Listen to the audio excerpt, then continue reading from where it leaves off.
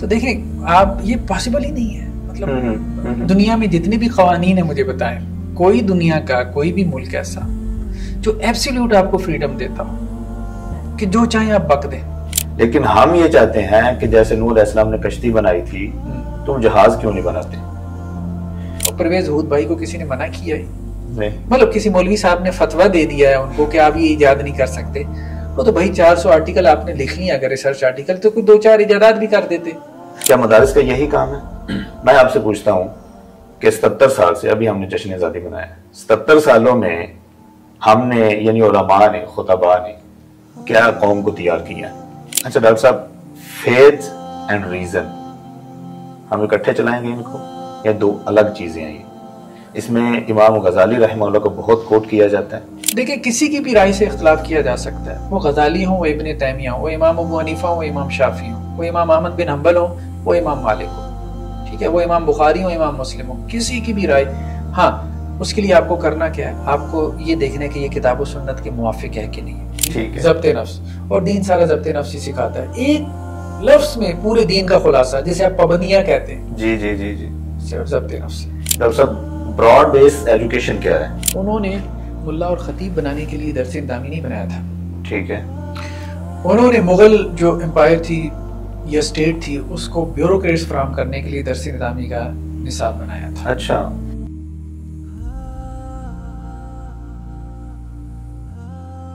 السلام علیکم ورحمۃ اللہ وبرکاتہ. ناظرین امید ہے کہ آپ سب خیریت سے ہیں.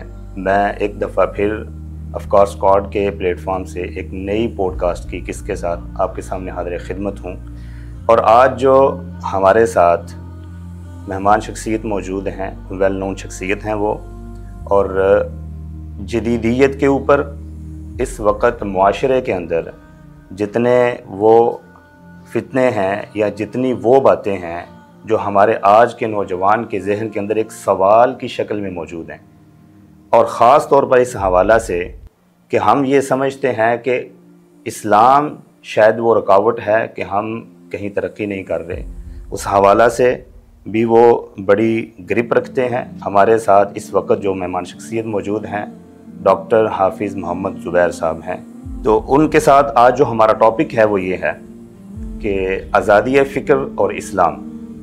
یہ ہمارے نوجوان کے ذہن میں بہت سارے سوالات ہیں. ہم کوشش کریں گے کہ وہ آسان سوالات، وہ کامن کویسچن جو نوجوان ڈھونڈ رہا ہے ان کے سوال، ان کو آسان کر کے آپ تک پیش کیا جائے. تو آپ کی ہم ملاقات کرواتے ہیں ڈاکٹر حافظ محمد زبیر صاحب کے ساتھ. السلام علیکم سر. وعلیکم السلام ورحمۃ اللہ. جزاکم اللہ خیر. بہت شکریہ. ڈاکٹر صاحب سب سے پہلے تو بہت شکریہ آپ کے انتہائی قیمتی وقت کا کہ آپ نے وہ وقت نکالا. ہم آپ کے انتہائی شکر گزار ہیں. سر ہمارا ٹاپک یہ ہے کہ آزادی فکر اور اسلام. تو سب سے پہلے جو کامن اور بنیادی کویسچن ہے جس کے اوپر آگے بیس کرے گی ہماری بحث، وہ یہ ہے کہ آزادی فکر اور ایک اسلامی فکر ہے، اس سے مراد کیا ہے؟ ان میں فرق کیا آئے گا یا یہ ایک ہی چیز کے نام ہے؟ بسم اللہ الرحمن الرحیم. دیکھیں اسلام تو خیر بہرحال آزادی جو ہے اس کے مترادف کا لفظ تو نہیں ہے، ظاہری بات ہے. اسلام تو سر تسلیم خم کرنے کا نام ہے، ٹو سرنڈر. اللہ تعالیٰ کی جو ول ہے، اللہ تعالیٰ کی جو رضا ہے اس کے سامنے آپ سرنڈر کر دیں، اس کو ہم اسلام کہتے ہیں.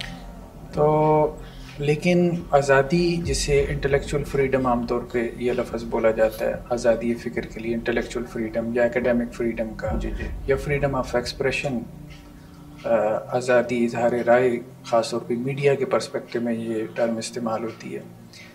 تو بہرحال ہم یہ نہیں کہہ سکتے کہ دونوں کوئی ایک چیز ہیں. وہ ویسٹرن تھاٹ سے جس طرح سے فریڈم آف سپیچ کا ایک کانسیپٹ نکلا ہے اور اس سے جو مراد لی جاتی ہے بہرحال اس کو ہم از ایکول ٹو اسلام تو نہیں کہہ سکتے، کسی طور پہ بھی نہیں کہہ سکتے. بنیادی طور پہ تو اسلام تو بیسیکلی جو ہے وہ آپ یوں کہہ لیں کہ انسانوں کی سوچوں سے آزادی کا نام ہے. تو اس حد تک بات ٹھیک ہے کہ اسلام آپ کو آزاد کرتا ہے. کس معنی میں؟ کہ جو انسانوں کی جو سوچیں ہیں، ٹھیک ہے، ان سے آزاد کرتا ہے. لیکن یہ ہے کہ جو آپ کا کریٹر ہے، جو آپ کا مالک ہے، خالق ہے، اس کی جو رضا ہے، اس کی جو ول ہے، اس کا آپ کو پابند کرتا ہے. تو یہ بات ٹھیک ہے. یعنی ایک اعتبار سے اسلام کے اندر پابندی ہے, دوسرے اعتبار سے آزادی. تمام انسانی سوچوں سے آپ کو آزاد کر دیا, تمام فلسفوں سے, افکار سے, نظریات سے, اور صرف ایک سوچ کا آپ کو پابند کیا, اور وہ خالق کی سوچ ہے. یعنی انسانی سوچ کے اوپر جو ہے وہ غالب نہیں ہو سکتی, یا انسانی سوچ کے اوپر حاکم نہیں ہو سکتی, گورن نہیں کر سکتی. یعنی مطلب ہم انسان آپس میں برابر ہیں جی, ٹھیک ہے. جب انسان برابر ہے تو ان کی سوچیں بھی برابر ہیں. اگر کوئی سوچ سپیریئر ہے انسانوں کی سوچ سے, انسانوں کے اوپر اگر کوئی سوچ جو ہے وہ حاکم ہے تو گورن کر سکتی ہے, تو وہ ان کے خالق کی سوچ ہے, کریٹر کی ہے. یہ بیسیکلی اسلام کا کانسیپٹ ہے. صحیح.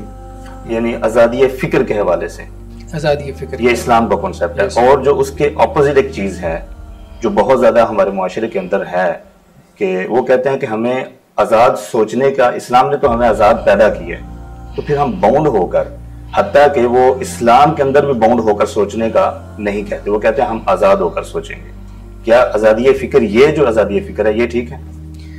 دیکھیں, جسے آپ کہتے ہیں کہ the absolute freedom of speech, absolute intellectual freedom, academic freedom, دنیا میں کہیں پہ بھی نہیں ہے. ٹھیک ہے, ٹھیک ہے. آپ کے جو ڈیموکریٹک ویلیوز ہیں ان کا ابا جی اس وقت USA امریکہ ہے. آپ مجھے بتائیں, اب ماشاءاللہ سے خود آپ کا بیک گراؤنڈ جو ہے وہ وکالت کا ہے, لا کا ہے, جی, ماشاءاللہ سے آپ وکیل بھی ہیں, پریکٹس کر رہے ہیں. جی, ابھی پریکٹس ہائی کورٹ میں کر رہا ہوں. ہائی کورٹ میں کر جی. دنیا میں کہاں پہ ہیٹ اسپیچ الاؤ ہے؟ ٹھیک ہے, آپ فریڈم آف اسپیچ کی بات کر رہے ہیں. جی, بالکل. ہراسمنٹ کہاں پہ الاؤ ہے؟ چائلڈ پورنوگرافی کہاں پہ الاؤ ہے؟ آپ پرجیوری جسے کہتے ہیں, جھوٹی گواہی دینا عدالت میں جا کے, ٹھیک ہے, یہ کہاں پہ الاؤ ہے؟ ابیوسو لینگویج کہاں پہ الاؤ ہے؟ آج امریکہ میں کھڑے ہو کے کسی کو گالی تو دے وہ آپ کو فریڈم آف اسپیچ کا معنی سمجھا دے گا. صحیح. تو مطلب امریکہ میں بھی اس وقت 9 کے قریب آپ کہہ سکتے ہیں اسپیچز ایسی ہیں جن کو بائی لا جو ہے وہ الاؤ نہیں کیا جاتا. ان میں یہ چائلڈ پورنوگرافی بھی ہے, ان میں یہ آپ کی جو ہے وہ ابیوسو لینگویج بھی ہے, ان میں بلیک میلنگ بھی ہے. بلیک میل بھی آپ کیسے کرتے ہیں لوگوں کو اپنے ورڈ, اس میں یہ بھی ہے کہ کسی کو جھوٹی گواہی کے لیے اکسانا, مطلب اب آپ تو دیکھیں, آپ یہ پاسبل ہی نہیں ہے. مطلب دنیا میں جتنے بھی قوانین ہیں مجھے بتائیں, کوئی دنیا کا کوئی بھی ملک ایسا جو ایبسلیوٹ آپ کو فریڈم دیتا ہو کہ جو چاہیں آپ بک دیں, جو چاہیں آپ کہہ دیں, آپ کسی کو بلیک میل کر دیں, کسی کی جو ہے. اب ڈیفیمیشن کیا چیز ہے؟ مثال حد کی عزت. حد کی عزت میں بنیادی طور پہ کیا ہے؟ فریڈم آف اسپیچ نہیں ہونی چاہیے کہ میں کسی کو جو مرضی گالی دے دوں, ٹھیک ہے, اس کی ماں بہن ایک کر دوں. کوئی قانون دیتا ہے؟ نہیں دیتا. آپ کے سوشل میڈیا مجھے بتائیں, فیس بک, مطلب یہی ابا جی ہے نا, فریڈم آف اسپیچ کی بات کریں, ٹویٹر ہو گیا, فیس بک ہو گیا, یوٹیوب ہو گیا, کتنے پیجز اڑاتے ہیں؟ Millions of pages. ٹھیک ہے. اب پچھلے دنوں میں نے حماس کے بارے میں ایک پوسٹ لگائی, حماس کے وہ جو اسماعیل ہنی, ان کی شہادت کے اوپر میں نے پوسٹ لگائی, اور مجھے فیس بک نے کہا کہ ہم نے آپ کی پوسٹ ریموو کر دی. کیوں؟ کیونکہ ہماری جو سوشل وہ گائیڈ لائنس ہیں, سوسائٹی کی جو گائیڈ لائنس ہیں, ان کے اگینسٹ جا رہی ہے. میں نے کشمیر کے بارے میں پوسٹ لگائی, ٹھیک ہے, انڈیا کے خلاف نہیں, کشمیر کے حق میں نے پوسٹ لگائی, اور انہوں نے مجھے 2 مہینے کے لیے بین کر دیا فیس بک نے. اچھا. تو مجھے بولتے کہ فریڈم اسپیچ کہاں پر ہے؟ کہاں پر ہے دنیا میں؟ کہاں پر ہے؟ سوشل میڈیا پہ ہے, میس میڈیا میں ہے, ٹھیک ہے, حکومتیں دے رہی ہیں, کوئی اسٹیٹ آپ کو دے رہی ہے, کوئی دنیا کا قانون آپ کو دے رہا ہے. بھائی ایبسلیوٹ فریڈم جسے آپ کہتے ہیں, ٹھیک ہے, وہ کہیں کہیں آپ کو کوئی نہ کوئی فریڈم دے دیتا ہے, لیکن کہیں پہ وہ آپ کو پابند بھی کرتا ہے. قانون تو نام ہی پابندی کا, مجھے بتائیں, قانون تو نام ہی پابندی کا ہے نا. بالکل ٹھیک ہے. قانون کا دوسرا ترجمہ آپ کہہ سکتے ہیں جی آپ کو پابند کیا جا رہا ہے, ٹھیک ہے. تو پابندی کے بغیر تو سوسائٹی جو ہے وہ کیا انارکی, فتنہ, فساد کا شکار ہو جائے گی. تو یہ جو ایبسلیوٹ فریڈم کا کانسیپٹ ہے, آپ مذہب میں کیوں آ کے لینا چاہتے ہو؟ مجھے بتائیں. دنیا کا کوئی قانون آپ کو دینے کو تیار نہیں ہے. لیکن وہ جو ہماری کنفیوژن ہے نا, وہ یہ ہے کہ اسلام ایسی پابندیاں عائد کر دیتا ہے بندے کے اوپر کہ ان کی وجہ سے شاید ہم کوئی نئی سوچ نہیں سوچ سکتے. کیونکہ آپ کو بھی پتا ہے کہ بہت سارے سائنسدان ہیں, الرازی ہیں, وہ کہتے ہیں ان کے سر کے اندر کتابیں مار مار کے اس کی وجہ سے وہ مر گئے تھے, انہوں نے ایک نئی کتاب لکھ دی تھی, ٹھیک ہے. اور گلیلیو ہے, اس کے ساتھ بھی بہت کچھ ہوا, ابن رشد کے ساتھ بھی. یہ ساری چیزیں بیان کر کے وہ کہتے ہیں کہ اسلام ایسی ہم پابندیاں عائد کر دیتا ہے جس کی وجہ سے نئی سوچ پیدا نہیں ہو سکتی، اس کو بدعت کے زمرے میں ڈال کر آج کا مسلمان اس کو کافر قرار دے دیتا ہے۔ نہیں، دیکھیں اسلام کے اندر جو کریٹو تھنکنگ ہے اس کو اپریشیٹ کیا گیا، اس کا انکار نہیں ہے، ٹھیک ہے، تو یہ بڑی سٹیٹمنٹ ہے۔ ہاں، اب یہ کہنا کہ جی اسلام جو ہے وہ کوئی سائنس دشمن مذہب ہے تو ایسا نہیں ہے، ایسا بالکل نہیں ہے۔ مجھے بتائیں قرآن میں کتنی آیات ہیں جو یہ کہتی ہیں کہ کائنات میں غور و فکر کرو، ٹھیک ہے؟ ان فی خلق السماوات والارض واختلاف اللیل والنہار لآیات لأولی الالباب، یہ عقل والے ہیں جو زمین اور آسمان کی پیدائش میں غور و فکر کرتے ہیں، اس کی کریشن میں، creation of the heaven and earth, ٹھیک ہے؟ تو اللہ تعالیٰ تو بار بار تفکر، قرآن کی بڑی اصطلاحات میں سے تفکر ہے۔ تو قرآن نے تو 1400 سال پہلے جب کہ لوگوں کا ذہن بند کیا جا رہا تھا اس وقت کہا کہ غور و فکر کرو، ٹھیک ہے؟ اللہ کے رسول صلی اللہ علیہ وسلم کی زبانی کہلوایا جاتا تھا کہ غور و فکر کرو، ٹھیک ہے؟ قل انما اعظکم بواحدۃ ان تقوموا للہ مثنی وفرادا ثم تتفکروا، میں تمہیں واعظ کرتا ہوں، نصیحت کرتا ہوں، ایک ایک کر کے، دو دو کر کے کھڑے ہو جاؤ، پھر غور و فکر کرو، نبی کی بات میں بھی غور کرو، نبی جو کہہ رہا ہے اس میں بھی غور کرو، جی جبر تو نہیں تھا نا، بس غور تو کرو نا، اتنی دعوت تو دی جا سکتی ہے بھائی، غور کرو، اکیلے بیٹھ کے کر لو، دو مل کے غور کر لو کہ تمہارے نبی ٹھیک بات کر رہے ہیں کہ نہیں کر رہے۔ تو اسلام نے تو غور و فکر کو اپریشیٹ کیا، ہاں یہ بات ضرور کہی ہے، دیکھیں کوئی بھی چیز ہے، میں نے کہا کہ ایبسولوٹ فریڈم کا کوئی کانسیپٹ نہیں ہے، تو اسلام نے یہ بات کی کہ آزادانہ غور و فکر بھی جو ہے نا، اب اس میں بھی انسان جو ہے اس کو لاجیکل ہونا چاہیے، ریزنیبل ہونا چاہیے۔ اب آزادانہ غور و فکر میں بھی انسان بے وقوفانہ یا اسٹوپڈ قسم کی سوچوں میں نہ پڑ جائے، اسٹوپڈ تھاٹس جسے کہتے ہیں، ٹھیک ہے، کہ جس کا نتیجہ سوائے سائیکولوجیکل ڈس آرڈر کے اور کچھ بھی نہیں ہے۔ صحیح، باقی ٹھیک ہے کہ آپ کریٹو تھنکنگ کریں جس میں آپ اپنے لیے، سوسائٹی کے لیے پروڈکٹیو ہو سکتے ہیں، ٹھیک ہے۔ جو قرآن مجید کے اندر یہ مقدمہ ہے کہ افلا یتفکرون، بہت ساری جگہوں پہ ہے، غور و فکر کا اسلام نے جو اجازت دی ہے، کیا وہ غور و فکر اسلام نے اس کو اسپیسیفائی کیا ہے کہ آپ نے انسان کی تربیت کے حوالے سے غور و فکر کرنا ہے، یا آپ ایجادات کے حوالے سے بھی غور و فکر کر سکتے ہیں؟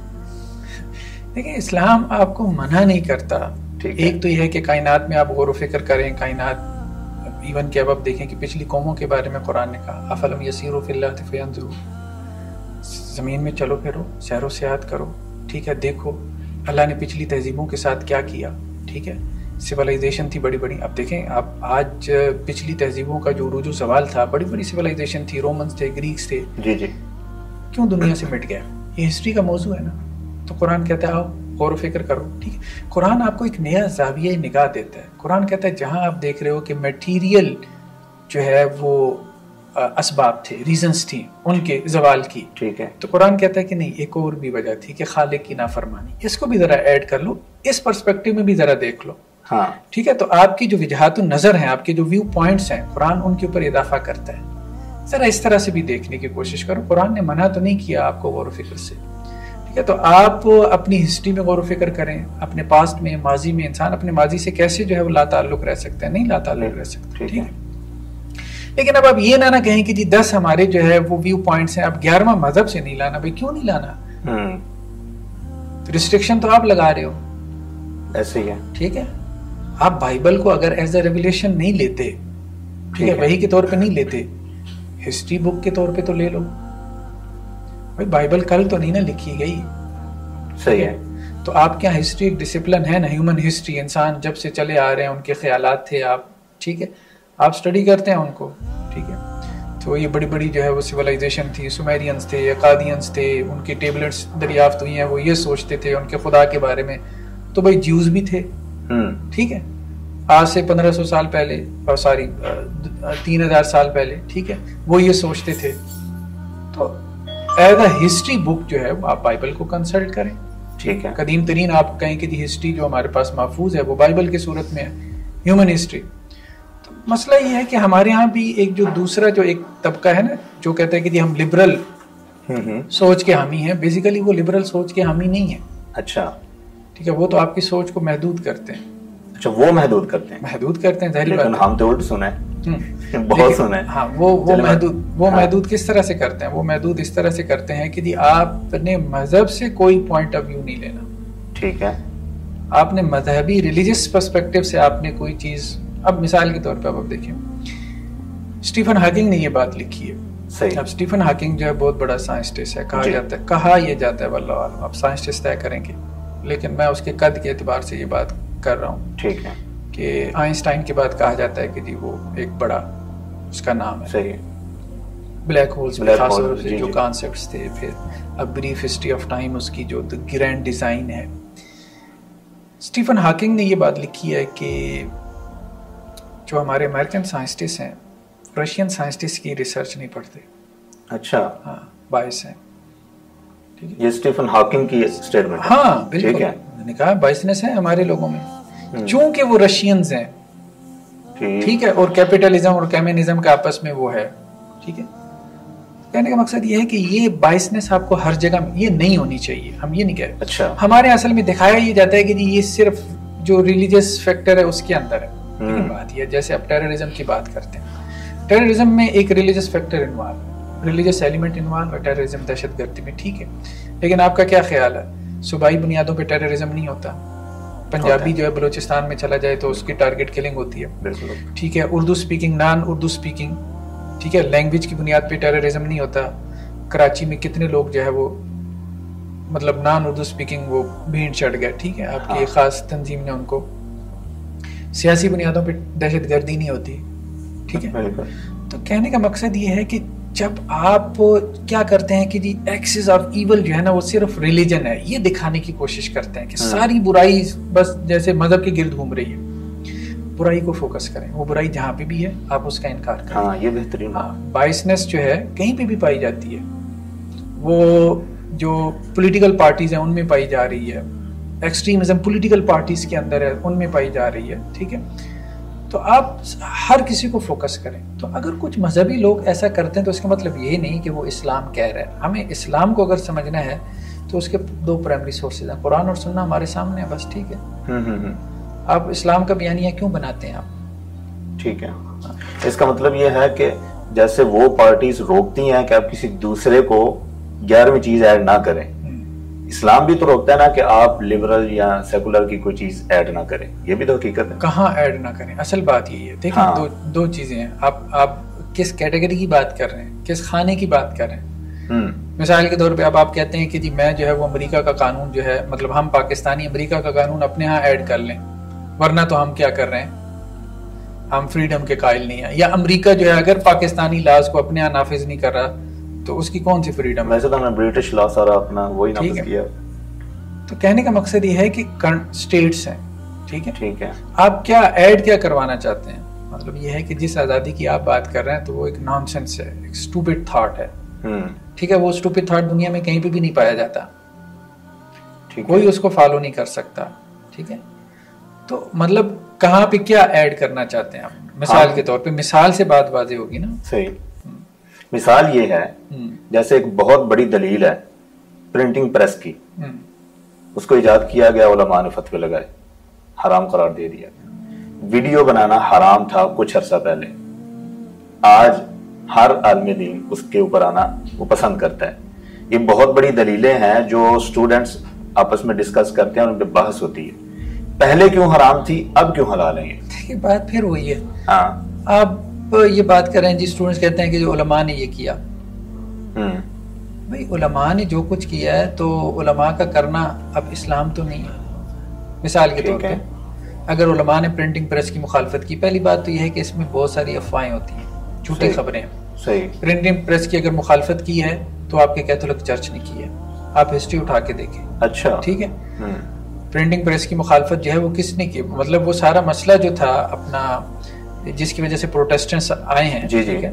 ٹھیک ہے. تو وہ یہی تھا کہ پرنٹنگ وہ پریسٹ اور پادری تھا جس نے اپنا وہ پروٹیسٹنٹس کا نقطہ نظر دیا تھا. کیا نام ہے ابھی میں اس کو ذرا، مارٹن لوتھر. ہاں مارٹن لوتھر. جی مارٹن لوتھر جو ہے اس نے یہ بات کہی تھی پوپ کے بارے میں کہ یہ جو جنت کے پروانے بانٹ رہے ہیں، ٹکٹ بانٹ رہے ہیں، تو یہ غلط ہے، یہ تورات میں نہیں ہے.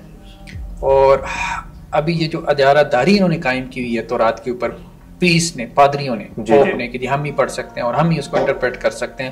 عام آدمی کے لیے جو ہے وہ اس کے اختیار میں نہیں ہے کہ جی وہ اس کا رائٹ نہیں ہے کہ وہ تورات کو براہ راست پڑھ لے. ٹھیک ہے. اب یہ اجارہ داری کے خلاف وہ پروٹیسٹنٹس اٹھے تھے اور وہ پھر پرنٹنگ پریس کی وجہ سے اس کی بات جنگل میں آگ کی طرح پھیل گئی. تو اس سے انہیں لگا وہ پریسٹ اور پادریوں کو جن کی مذہب کے اوپر اجارہ داری تھی کہ یہ تو اب ڈائریکٹ تورات کو پڑھنا شروع کر دیں گے تو ہمارے ہاتھ سے تو نکل گیا یہ. ٹھیک ہے. ہماری تو اتھارٹی ختم ہو جائے گی. تو یہ بات ٹھیک ہے کہ ہر مذہب میں کچھ ایسے لوگ آ جاتے ہیں جو اپنی اتھارٹی قائم کرنا چاہتے ہیں اور اس کے لیے مذہب کو ایکسپلائٹ کرتے ہیں. ٹھیک ہے. اب ایسے لوگ جو ہے وہ کریمنل لوگ ہیں، سیدھی سی بات ہے. صحیح ہے. وہ کوئی بھی ہو. ہاں وہ کوئی بھی اہل علم، دین کا علم رکھنے والا ہو یا کوئی اور ہو. اصل بات یہ ہے کہ اتھارٹی جو ہے ہمارے اوپر صرف قرآن اور سننا ہے، اللہ اور اس کے رسول صلی اللہ علیہ وسلم ہے. ٹھیک ہے. جی ٹھیک ہے. جیسے مارٹن لوتھر کی جو تحریک تھی وہ تحریک بیسیکلی یہ تھی کہ تورات کے ساتھ جو اللہ کا کلام ہے، بھائی ورڈ آف گاڈ ہے نا، ہم خدا کے غلام ہیں، ہم پریسٹ اور پادریوں کے غلام تھوڑے ہیں. بالکل ایسے ہی. ٹھیک ہے کہ ہم ان کو فالو، ان کے پیچھے چلیں. تو ہم خدا کے غلام ہیں نا، کتاب یہی کہہ رہی ہے تو کتاب سے ہم خود دیکھ لیں گے کہ جی خدا نے ہمیں کیا کہا ہے. تم ہمیں تھوڑی مت بتاؤ کہ جو مطلب خدا کے کیا مطالبات ہیں. ٹھیک. تو اب ہوتا ہے کہ درمیان میں جب میڈیم انوالو ہو جاتا ہے نا تو پھر آپ کا ریلیجن کرپٹ ہو جاتا ہے. ٹھیک ہے. اکثر و بیشتر ایسے ہوتا ہے. جیسے اب آپ دیکھیں ہمارے ہاں اب جو کچھ یہ درباروں کے اوپر ہو رہا ہے، قرآن کو آپ پڑھیں تو قرآن کی سب سے بڑی تعلیم، میں نے کوئی 14-15 مرتبہ قرآن پڑھایا. اچھا. شروع سے لے کے آخر تک. صحیح. تو مجھے یہ سوچ آئی کہ اگر میں ایک لفظ میں قرآن کو بیان کروں تو وہ کیا ہے. تو میرے پاس وہ قرآن شاید آج بھی پڑھا ہوگا، وہاں میں نے لکھا پھر اس کے پہلے پیج کے اوپر کہ یہ 14-15 مرتبہ قرآن پڑھانے کے بعد سورہ فاتحہ سے لے کے والناس تک اگر میں ایک لفظ میں قرآن کو بیان کروں تو وہ لفظ توحید ہے. مجھے میرے اوپر یہ اثر پڑا ہے. قرآن اتنی توحید بیان کرتا ہے، اتنی شرک کی مذمت بیان کرتا ہے. اچھا. کہ توحید کے اب آپ دیکھیں جو کچھ ہو رہا ہے آپ کے درباروں پہ. ٹھیک ہے. اب کیا درمیان میں میڈیم انوالو ہو گیا. اب اس میڈیم نے کیا کیا کہ آپ کو اللہ کی کتاب کے ساتھ کاٹ دیا. اب آپ جو پرائمری سورس ہے وہاں سے تو اب آپ کچھ لے نہیں رہے. ٹھیک ہے. اب درمیان میں آپ نے کچھ لوگوں کو جو ہے وہ سورس بنا دیے، وہ آپ کو جو بتا رہے ہیں آپ اس کو اسلام سمجھ رہے ہیں، حالانکہ ضروری نہیں کہ وہ اسلام ہو. ٹھیک ہے. کچھ ہم یہ نہیں کہہ رہے سارے علماء کرپٹ ہیں، کچھ ایسے بھی ہیں جو آپ کو قرآن سننا بتا رہے ہوں گے، لیکن کچھ ایسے ہیں جو کہانیاں بتا رہے ہیں. ٹھیک ہے. یا قرآن سننا کے نام پہ وہ چیزوں کو مس انٹرپریٹ کر رہے ہیں. ٹھیک ہے. اب جیسے ہمارے یہاں بر صغیر کے بہت بڑے عالم دین نے کتاب لکھی. کتاب یہ لکھی کہ جی ایک مسلک کے خیر وہ امام ہیں، ہمارے لیے قابل احترام ہے، لیکن ہم یہ کہتے ہیں کہ جی ان کی انٹرپریٹیشن غلط ہے. انہوں نے کتاب یہ لکھی کہ جی سورج جو ہے نا یہ زمین کے گرد گھوم رہا ہے، زمین سورج کے گرد نہیں گھوم رہی. اور اس کے اوپر انہوں نے دلائل قائم کیے قرآن سے سننا سے. دیکھیں بات یہ وہ ان کی انٹرپریٹیشن ہے، وہ انٹرپریٹیشن ان کی غلط ہے. ایک بات اور اہم ہے، ایک عالم اگر قرآن سے دلیل بھی دے رہا ہے ٹھیک ہے تو وہ ترجمہ کر رہا ہے نا، اس کی تشریح کر رہا ہے. ٹھیک ہے. تو بعض اوقات جو اس کا ترجمہ ہوتا ہے نا یا اس کی جو انٹرپریٹیشن ہوتی ہے وہ غلط ہوتی ہے، وہ صحیح نہیں ہوتی. ٹھیک ہے. تو جو اعتراض کا مثال کے طور پہ ایک بندہ میرے سامنے لے آیا، کوشچن لے آیا کہ جی یہ دیکھیں قرآن کے اوپر یہ اعتراض ہے. میں نے کہا یہ قرآن پہ کہاں اعتراض ہے؟ یہ قرآن کا جو ترجمہ آپ پیش کر رہے ہیں اس کے اوپر اعتراض ہے، یہ ترجمہ غلط ہے. اب درمیان میں میڈیم انوالو ہو گیا نا، آپ کو تو عربی نہیں آتی. اب یوتھ کی بات کر رہے ہیں نا، وہ جو یونیورسٹیوں میں بیٹھے ہیں انہوں نے تو عربی پڑھی نہیں ہے. اب درمیان میں قرآن کے مثال کے طور پہ اردو میں ترجمے 70 ترجمے، کیا سارے ترجمے سیم ہیں؟ نہیں ہے نا.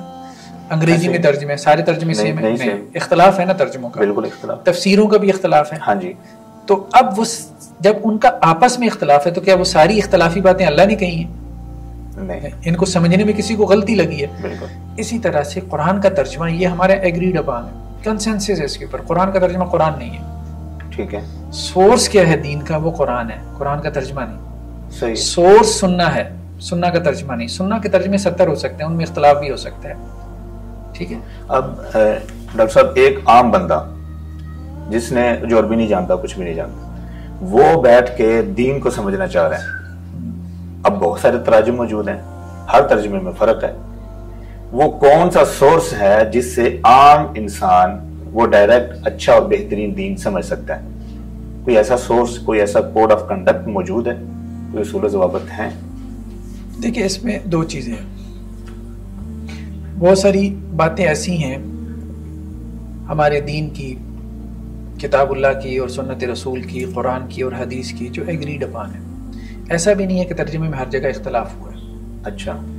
جو تو عملی باتیں ہیں، وعدہ پورا کرو، ٹھیک ہے، زنا نہیں کرنا، نماز پڑھنی ہے، روزہ رکھنا ہے، زکوٰۃ دینی ہے، سود نہیں کھانا، جی ٹھیک ہے، کسی کو قتل نہیں کرنا ہے، ٹھیک ہے، وعدہ پورا کرنا ہے، جھوٹ نہیں بولنا، غیبت نہیں کرنی.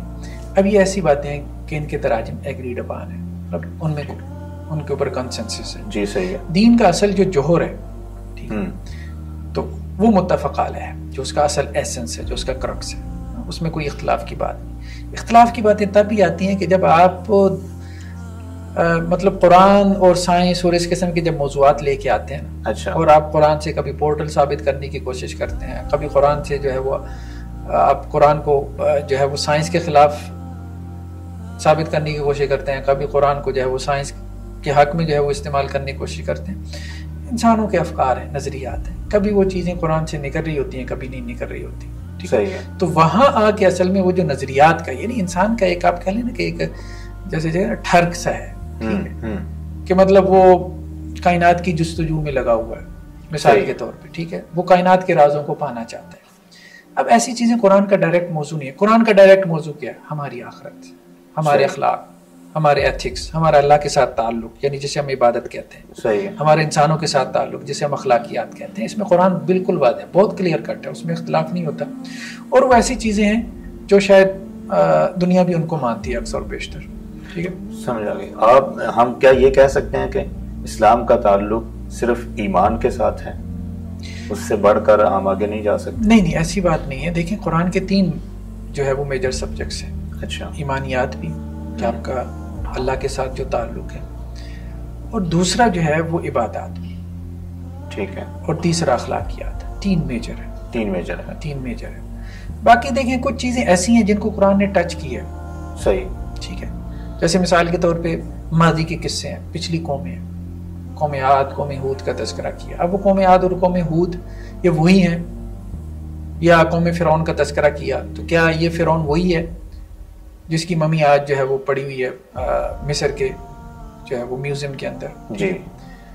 تو ماضی کی قوموں کی جب ہم اس کی تطبیق کرتے ہیں، ٹھیک ہے، قرآن کی آیات کی، یا اسی طرح سے قرآن جو ہے وہ سائنس کی کچھ باتیں کرتا ہے، ہاں، یا فیوچر کے بارے میں کچھ پروڈکشنز کرتا ہے، تو جب ہم ان کی اپلیکیشن کرتے ہیں، ان کی انٹرپریٹیشن کرتے ہیں، تو اس میں اختلاف ہو جاتا ہے، کیونکہ وہ قرآن کا اس طرح سے ڈائریکٹ موضوع نہیں ہے. صحیح. ٹھیک ہے، اس میں ایک سے زیادہ آراء ہو جاتی ہیں، تو اس میں انسسٹ کرنے کی وجہ سے لوگ ادھر ادھر نکل جاتے ہیں. اس کا مطلب تو یہی ہوا نا پھر کہ اگر قرآن کا یہ ایجادات کے حوالے سے، مادیات کے حوالے سے ڈائریکٹ موضوع نہیں ہے تو مسلمان اسی وجہ سے پیچھے رہ گئے.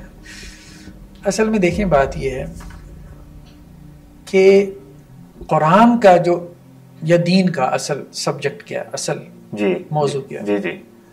دین کا اصل سبجیکٹ اور اصل موضوع جو ہے وہ اس کی اخروی فلاح ہے.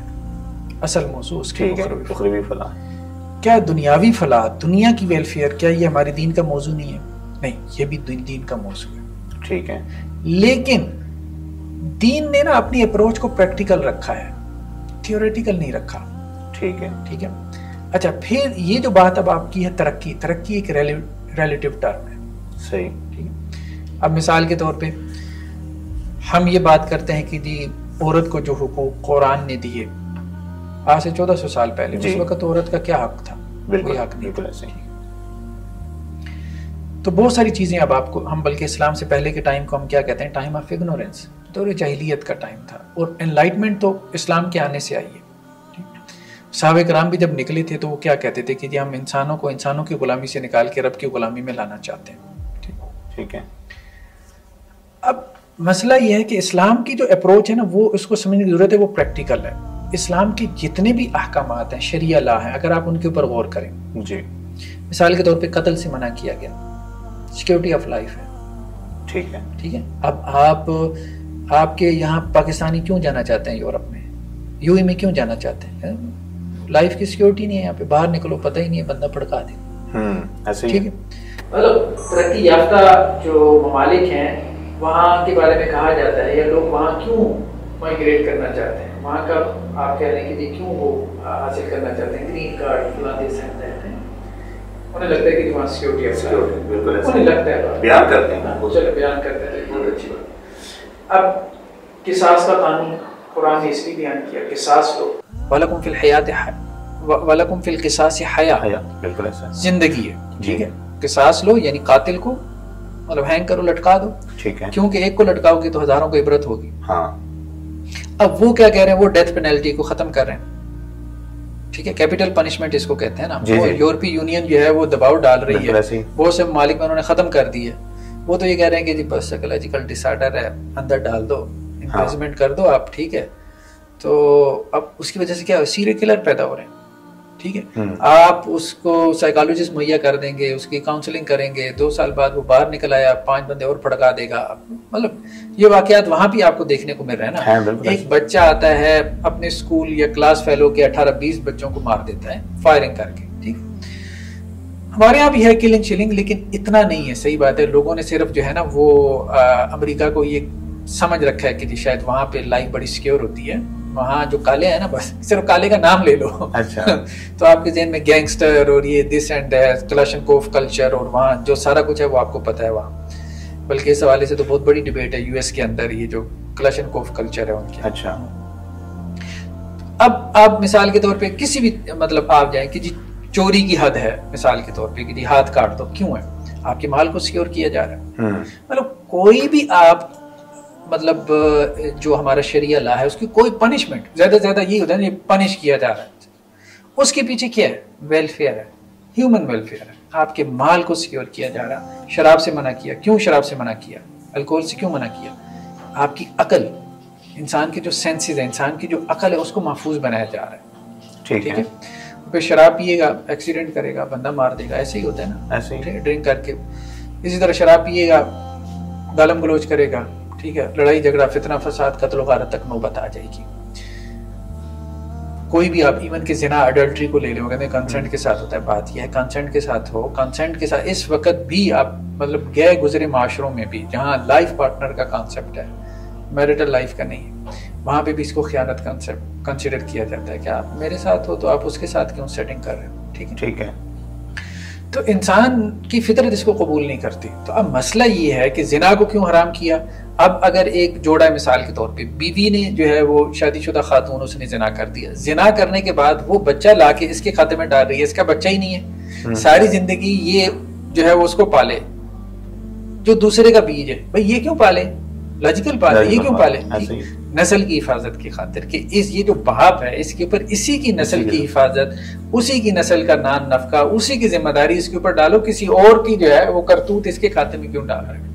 ڈاکٹر صاحب آپ کی ساری مثالوں سے یہ فیل ہو رہا ہے، مجھے لگ رہا ہے کہ جو پریکٹیکل اسلام ہے نا وہ انسان کی سیکیورٹی ٹوٹل یا اخلاقیات کے حوالے سے ہے، لیکن ہم یہ چاہتے ہیں کہ جیسے نوح علیہ السلام نے کشتی بنائی تھی، تم جہاز کیوں نہیں بناتے؟ کیا ایک بندہ، میں سوچ رہا ہوں کہ میں نے جہاز بنانا ہے، کیا سب سے پہلے میں اپنے ارد گرد اسلام کا ہول بناؤں گا، اس کی فکر کا، پھر میں بیٹھوں گا اور میں جہاز کو ایجاد کرنے کی طرف جاؤں گا، یا مجھے فریڈم ہے میں جو مرضی سوچ کے بیٹھ جاؤں اس کو ایجاد کر دوں؟ دیکھیں مجھے بتائیں، یہ خواہ مخواہ کا ایک اعتراض کیا جاتا ہے، مجھے بتائیں پہلے تو ایک بات جو میں نے کلیئر کی نا اس کو میں ذرا ریپیٹ کر دوں، ہماری آخرت کی فلاح اور ہماری دنیا کی فلاح یہ دونوں ہمارے دین کا موضوع ہیں، لیکن فلاح سے کیا مراد ہے؟ فلاح کا دین کا اپنا ایک کانسیپٹ ہے، ٹھیک ہے، فلاح سے مراد سیکیورٹی آف لائف ہے، آپ کے مال کی سیکیورٹی ہے، آپ کی جو ہے وہ عقل کی حرمت ہے، آپ کی عقل کو آپ کی نسل کی ہے، ایون کہ آپ کی عزت کی حرمت ہے، رسپیکٹ، آنر، ٹھیک ہے۔ غیبت جائز نہیں ہے، کیوں غیبت جائز نہیں ہے؟ ڈیفیمیشن جائز نہیں ہے، ٹھیک ہے، بالکل، مطلب قذف کی سزا آپ کے یہاں پر آپ کو پتہ ہے نا 80 کوڑے ہے، کیوں؟ کسی کے بارے میں آپ کوئی لفظ تو نکالیں، ٹھیک ہے، تو 80 کوڑے 80 لیشز ہے آپ کو پڑیں گے، آپ کی کمر کے اوپر ہے، آپ کسی کو کہہ کے تو دیکھیں کہ وہ فلانا زانی ہے، یہ ہے وہ ہے، ٹھیک ہے، اتنی سخت سزائیں، یہ کیا ہے؟ اس کی آنر، اس کی رسپیکٹ، اس کی ڈگنیٹی کو آپ نے سیکیور کیا، یہ ساری سیکیورٹیز فراہم کی ہیں۔ اچھا دوسرا مسئلہ جو ہے نا جسے آپ ترقی کہہ رہے ہیں، ٹھیک ہے، انوینشن، ایجادات، اسلام نے روکا کہاں پر ہے مجھے بتائیں۔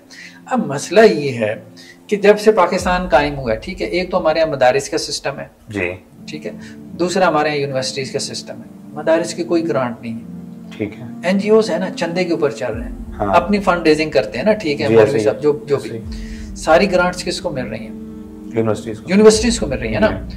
پبلک سیکٹر کی آپ کی یونیورسٹیز ہیں, مجھے بتائیں کیا ملینز کیا بلینز میں کہنا چاہیے, باہر سے گرانٹس آ رہی ہیں. بھائی کس نے منع کیا آپ کو کہ آپ ایجادات کریں؟ اور پرویز ہود بھائی کو کسی نے منع کیا ہے؟ مطلب کسی مولوی صاحب نے فتویٰ دے دیا ہے ان کو کہ آپ یہ ایجاد نہیں کر سکتے, وہ تو بھائی 400 آرٹیکل آپ نے لکھ لیا اگر ریسرچ آرٹیکل, تو کوئی 2-4 ایجادات بھی کر دیتے. اب مسئلہ یہ صرف اور صرف ایک بلیم گیم ہے. بھائی دیکھو بات یہ مولانا حضرات جو ہے انہوں نے جو کام کیا ہے, انہوں نے کہا جی ہم نے یہ میدان سنبھالا ہے کہ ہم آپ کو مسجد میں خطیب دیں گے, قاری حضرات دیں گے, ٹھیک ہے.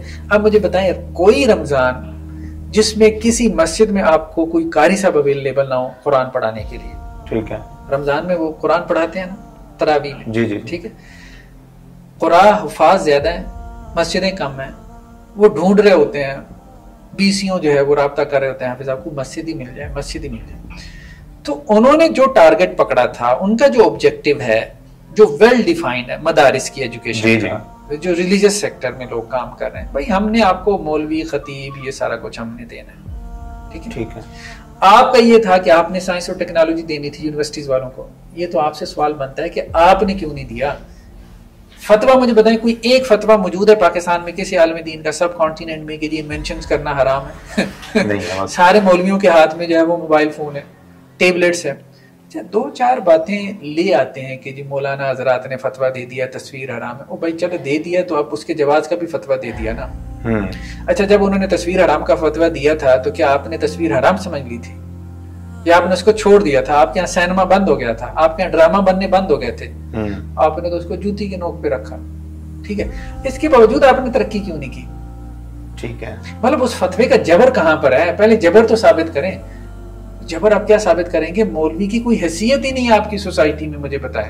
اچھا ڈاکٹر صاحب یہ بتائیں, حافظ, خطیب, امام مدارس نے مہیا کر دیا, کیا مدارس کا یہی کام ہے؟ میں آپ سے پوچھتا ہوں کہ 77 سال سے ابھی ہم نے جشن آزادی منایا ہے, 77 سالوں میں ہم نے یعنی علماء نے, خطباء نے کیا قوم کو تیار کیا؟ کتنا رول ہے قوم کی اخلاقی تربیت میں جو علماء خطباء ہم نے مہیا کیے؟ کیا وہ اپنا کام واقعی صحیح سے سر انجام دے رہے یا نہیں دے رہے؟ دیکھیں کمی کوتاہی ہر طبقے میں ہے, یہ بات تو ٹھیک ہے آپ کی کہ علماء, خطباء یا ہمارے ہاں ائمہ مساجد جو ہیں ان کا جو رول ہونا چاہیے تھا سوسائٹی کی تربیت میں, کیونکہ تربیت کم از کم ان کا ڈومین بنتا ہے, انوینشنز ان کا ڈومین نہیں ہے. آپ ان سے یہ ایکسپیکٹ کریں گے جی یہ آپ کو F-18 بنا کے دیں گے, ظاہر بات ہے F-18 تو یونیورسٹی والے نہیں بنا پائے آپ کے, تو یہ کیا بنا کے دیں گے؟ ان کا تو فیلڈ نہیں تھا.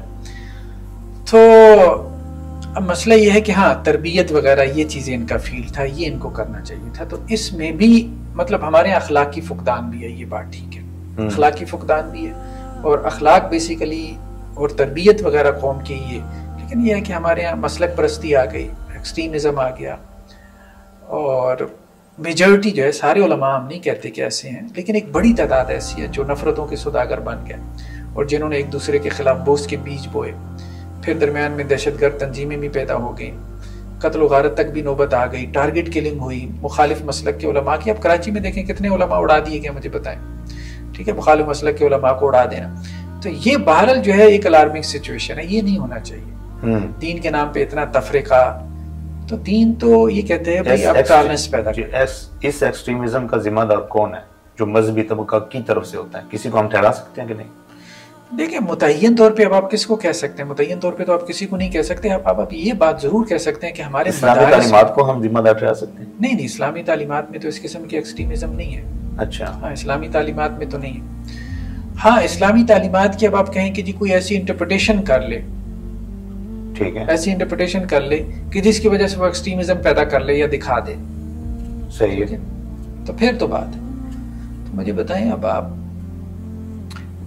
ہمارے ہاں قرآن کے بعد جسے کہتے ہیں کہ جی سب سے بڑا جو صحیح کتاب ہے وہ صحیح بخاری ہے, ٹھیک ہے, اسلام کے سورسز میں, کیونکہ قرآن کے بعد دوسرا بڑا سورس رسول اللہ صلی اللہ علیہ وسلم کی سنت ہے, اور رسول اللہ صلی اللہ علیہ وسلم کی سنت کی جو اتھینٹک ترین کتاب ہے وہ صحیح بخاری, صحیح حدیث کی کتاب. اب صحیح بخاری میں جن کو ڈیویٹڈ سیکٹس کہتے ہیں, قدریہ ہیں, مرجیہ ہیں, خوارج ہیں ایمن کے, اور اس میں پھر اور بھی کئی ایک ہیں ایسے بھی ہیں جو جنہیں واقفین کہتے ہیں اور بہت سارے ہیں. کہیں کسی آرٹیکل میں نے ان کا تذکرہ کیا تھا. ایون روافظ ہیں اہل تشیع میں سے جو ایکسٹریمسٹ ہوتے ہیں, تو ان سب سے روایتیں لی گئی ہیں صحیح بخاری میں. ٹھیک ہے, سب سے روایتیں لی گئی. تو امام بخاری علیہ رحمہ جو ہے انہوں نے یہ نہیں دیکھا جب انہوں نے علم حاصل کرنا تھا کہ جی اب یہ ہمارے نزدیک کوئی بدعی فرقے سے تعلق رکھتا ہے تو ہم نے اس سے دین نہیں لینا. تو ہمارے ہاں ٹھیک ہے, آپ یوں کہہ سکتے ہیں کہ ہماری ہسٹری میں بھی ایسا ہوا ہے کہ کچھ لوگ ایسے تھے جو ایکسٹریمزم پہ چلے گئے. صحیح, دین کی انٹرپریٹیشن میں کچھ لوگ چلے گئے. ٹھیک ہے, لیکن میرے خیال میں اوور آل ہمارے دین کا یہ مزاج نہیں ہے کہ آپ ایکسٹریمزم کی طرف جاؤ. ایک سے زیادہ انٹرپریٹیشن ان کو کوئی بات نہیں. اللہ کے رسول صلی اللہ علیہ وسلم غزوہ خندق کے موقع کی بات ہے کہ غزوہ خندق پہ جب یہ مشرکین واپس چلے گئے, 1 مہینے تک انہوں نے مدینہ کا محاصرہ کیا. اہل مدینہ خندق کھود لی تھی, یہ کراس نہیں کر پائے, وہ آندھی طوفان جو سارا کچھ ہوا اور یہ واپس چلے گئے. صحابہ کرام اپنے گھروں کو جا رہے تھے, حضرت جبریل علیہ السلام آ گئے اور حضرت جبریل علیہ السلام نے آ کے کہا کہ ابھی فرشتوں نے ہتھیار نہیں رکھے. تو آپ علیہ السلام نے فرمایا کہ کیا معاملہ ہے. تو کہا جی کہ جو بنو قریظہ ہیں, جو یہودیوں کا ایک سیکٹ تھا وہاں پہ, انہوں نے بدعہدی کی تھی, پہلے ان کا محاصرہ کرنا ہے. تو آپ علیہ السلام نے منادی کروا دی کسی صحابی کے ذریعے سے کہ سب لوگ بنو قریظہ کی بستیوں میں جا کے جو ہے وہ نماز پڑھیں. صحیح ہے, عصر کی نماز. اب لوگ اپنے اپنے حالات کے تحت 1 مہینے سے واپس آئے تھے, کوئی نہا رہا ہے, کوئی اپنی ضروریات پوری کر رہا ہے, کوئی زہر کے بعد نکلا, کوئی عصر کے بعد نکلا, کوئی اسی طرح سے معاملہ ہوا. کچھ لوگوں کو درمیان میں عصر کی نماز کا وقت ہو گیا, یعنی مدینہ سے کچھ فاصلے پہ, جیسے لاہور سے شادہ رہا ہے, اسی طرح بنو قریظہ کی بستیاں ذرا مدینہ سے باہر تھیں, تو لوگ جب نکلے ہیں تو راستے میں عصر کی نماز ہو گئی, تو انہوں نے عصر کی نماز راستے میں پڑھ لی. کچھ لوگوں کا معاملہ یہ تھا کہ وہ مغرب کے بعد یا عشاء کے بعد وہاں پہنچے. صحیح ہے, انہوں نے وہاں جا کے مغرب اور عشاء کے بعد عصر کی نماز پڑھی. ٹھیک ہے, دونوں کا اختلاف یہ تھا, جن لوگوں نے راستے میں پڑھ لی انہوں نے کہا جی اللہ کے رسول صلی اللہ علیہ وسلم نے یہ جو کہا ہے نا کہ عصر کی نماز وہاں پڑھنی ہے بنو قریظہ کی بستیوں میں جا کے, تو اس کا مطلب یہ تھا کہ جلدی جاؤ تاکہ عصر کے وقت وہاں پہنچ جاؤ. ٹھیک. دوسرے لوگوں نے کہا کہ جی نہیں, اللہ کے رسول صلی اللہ علیہ وسلم نے کہا ہے کہ عصر کی نماز وہاں جا کے پڑھنی ہے, بس الفاظ یہ ہمیں نہیں پتا, ہم نے تو الفاظ کو فالو کرنا ہے. صحیح ہے. تو ہمارے ہاں یہ مختلف انٹرپریٹیشن, مختلف اپروچز پیدا ہوئی, ایک لٹرلزم کی اور ایک ڈیپ تھنکنگ کی. ٹھیک ہے, تو آپ صلی اللہ علیہ وسلم کے سامنے جب دونوں کا معاملہ رکھا گیا تو اللہ کے رسول صلی اللہ علیہ وسلم نے یہ دیکھا کہ دونوں کی نیت خالص تھی, تو آپ نے دونوں کو الاؤ کیا, کسی کو جو ہے وہ برا بلا نہیں کہا. ٹھیک ہے, کہ جنہوں نے رستے میں عصر کی نماز پڑھ لی وہ بھی ٹھیک کیا, ان ٹائم پڑھ لی, اور جنہوں نے مغرب کے بعد جا کے عصر کی نماز پڑھی لیکن وہاں پڑھی, یعنی انہوں نے ظاہری الفاظ جو آپ لٹر جو ورڈنگ تھی اس کا لحاظ کیا.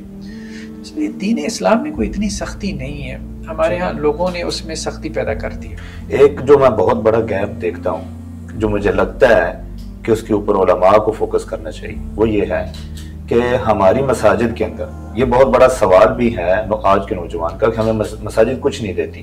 یہ ان کا ایک دعویٰ ہے کہ ہم وہ پرانی سٹوریوں پہ ہیں, پرانی کہانیوں پہ.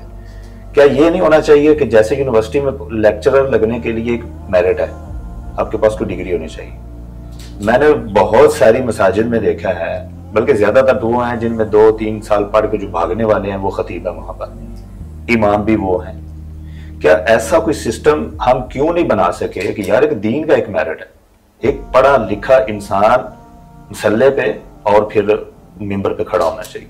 یہ کوئی بہت بڑا گیپ نہیں ہے, کوئی عام سی چیز ہے, کیوں چھوڑا ہوا ہے؟ دیکھیے بات یہ ہے کہ ہمارے یہاں جتنی مساجد ہیں نا, ایک چیز ذہن میں رکھیں, ہم ہر چیز کو نا علماء کے اوپر نہ ڈال دیں. ٹھیک ہے, مدارس علماء کے کنٹرول میں, مدارس بھی کافی تعداد میں, ٹھیک ہے, لیکن مساجد مدارس سے 10 ٹائمز زیادہ ہیں. ایسے آپ کے محلے میں شاید ایک مدرسہ بھی نہیں ہوگا لیکن 10 مسجدیں ہوں گی. مسجدوں کو رن کرنے والے کون ہیں؟ اہل محلہ. کمیٹیاں بنی ہوئی ہیں نا, کون چلا رہا ہوتا ہے؟ محلے کی کمیٹی ہوتی ہے.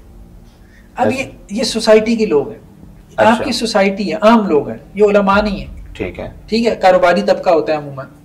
ہر مسجد کی ایک کمیٹی ہے نا, وہ کمیٹی اس مسجد کو چلا رہی ہے. صحیح ہے.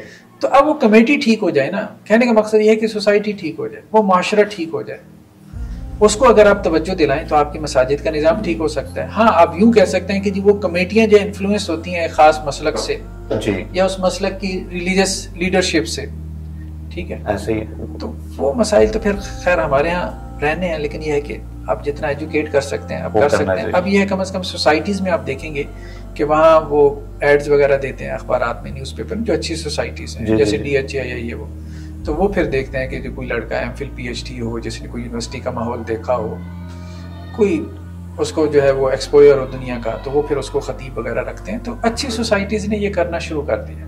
ٹھیک ہے. باقی محلے کے لیول پہ آپ یوں کہہ سکتے ہیں کہ اتنی زیادہ چونکہ ایجوکیٹڈ نہیں ہے وہ, شرح خواندگی تو ہمارے یہاں ہے نہیں نا, مطلب لٹریسی ریٹ تو بہت کم ہے. ایسے ہی ہے. جو مسجدوں کو چلا رہے ہیں وہ زیادہ تر بزنس پیشہ لوگ ہیں, اور ان کا وہ ایجوکیشن بیک گراؤنڈ تو ہوتا نہیں. اچھا ڈاکٹر صاحب, فیتھ اینڈ ریزن ہم اکٹھے چلائیں گے ان کو یا دو الگ چیزیں ہیں؟ اس میں امام غزالی رحمہ اللہ کو بہت کوٹ کیا جاتا ہے اور کہا جاتا ہے کہ ان کی وجہ سے آج تک مسلمان سٹک ہو گئے ہیں, کہ وہ کہتے ہیں کہ اگر آپ نے روئی کو آگ لگانی ہے ماچس جلا کے, تو یہ یعنی کاز اینڈ ایفیکٹ نہیں ہے, مطلب یہ کاز اینڈ ایفیکٹ سائنس کے نظر میں ہے, لیکن امام غزالی کہتے ہیں آپ انشاءاللہ کہیں گے تو وہ آگ لگے گی, ویسے آگ نہیں لگ سکتی. دیکھیں اصل بات یہ ہے کہ ہمارے ہاں جو ہے نا اس لحاظ سے آزادی فکر ہے جی کہ شخصیات کی, کسی بھی شخصیت کی جو سوچ ہے, جو اس کا نقطہ نظر ہے, جو اس کا فکر ہے, اس کے بارے میں ہمیں حکم یہ ہے کہ اس کو کتاب و سنت پہ پیش کریں. امام مالک رحمہ اللہ کا یہ قول بہت معروف ہوا. وہ مسجد نبوی میں درس دیتے تھے جی, درس حدیث پڑھاتے تھے. تو وہ رسول اللہ صلی اللہ علیہ وسلم کی خبر کی طرف اشارہ کر کے کہتے تھے کہ بس ان کے علاوہ کسی کے بھی قول سے اختلاف ہو سکتا ہے. اچھا. تو شخصیت پرستی جو ہے نا وہ نہیں ہے ہمارے یہاں. شخصیت پرستی نہیں کہ ایک شخصیت کے افکار کو آپ کتاب و سنت کا مقام اور درجہ دے دیں.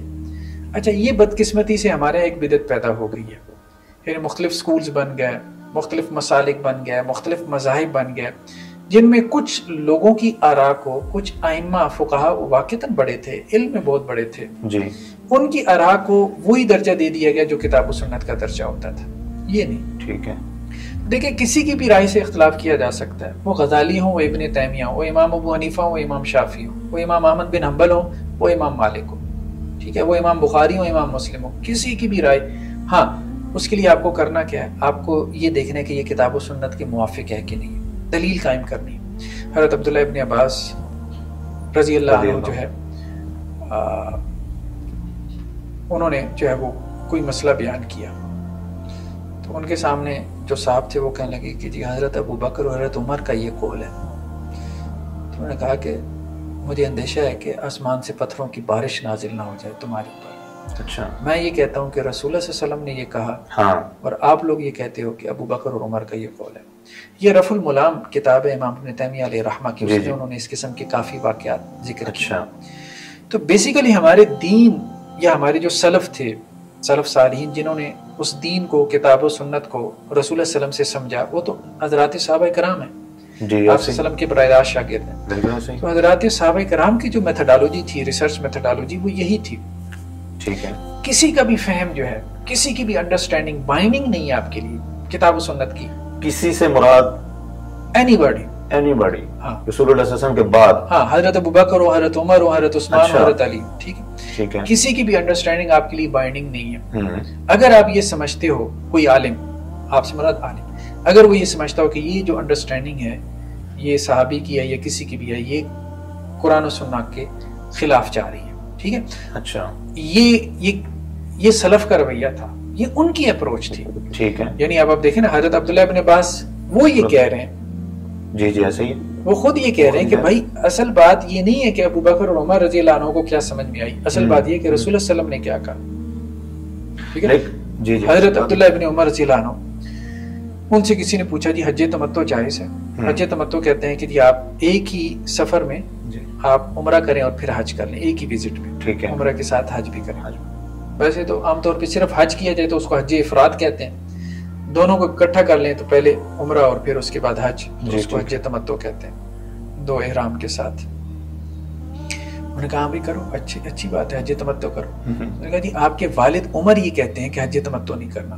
اچھا. تو اس میں ناراض ہوئی ہے. اسے کہا کہ بتاؤ اللہ کے رسول صلی اللہ علیہ وسلم نے کیا ہے, جب اللہ کے رسول نے کیا ہے تو تم میرے والد کی رائے کی طرف کیوں جا رہے ہو, اللہ کے رسول صلی اللہ علیہ وسلم کی رائے کی طرف کیوں نہیں جا رہے. تو صحابہ کرام میں ایک نہیں 20 مثالیں، 20 مثالیں ایسی، ٹھیک ہے. اب حضرت عمر رضی اللہ عنہ مثال کے طور پہ انہوں نے یہ بات کہہ دی کہ جی عورت جو ہے اگر اس کا شوہر مطلب وہ مارا جائے، مقتول ہو جائے، کلڈ پرسن جیسے کسی نے مار دیا، تو اب یہ ہے کہ قانونی قصاص ہے، اگر کوئی قصاص نہیں لینا چاہتے وہ رسا تو وہ دیت دیں گے، مطلب جو قاتل ہے وہ کیا کرے گا، 100 اونٹ اس کے برابر قیمت دے گا. تو حضرت عمر رضی اللہ عنہ فیصلہ دیا کہ یہ وہ جو مقتول ہے اس کے وہ رسا میں تقسیم ہوگی، بیوی کو نہیں جائے گی دیت. تو ایک صحابی نے کہا کہ جی نہیں، اللہ کے رسول صلی اللہ علیہ وسلم نے ہمارے فیصلہ کیا تھا، اور ضحاک بن سفیان ان کا نام تھا. ایک صاحب اشیم زبابی جو ہے، آپ صلی اللہ علیہ وسلم نے وہ مارے گئے تو ان کی بیوی کو اللہ کے رسول صلی اللہ علیہ وسلم نے دیت دلوائی. ٹھیک ہے.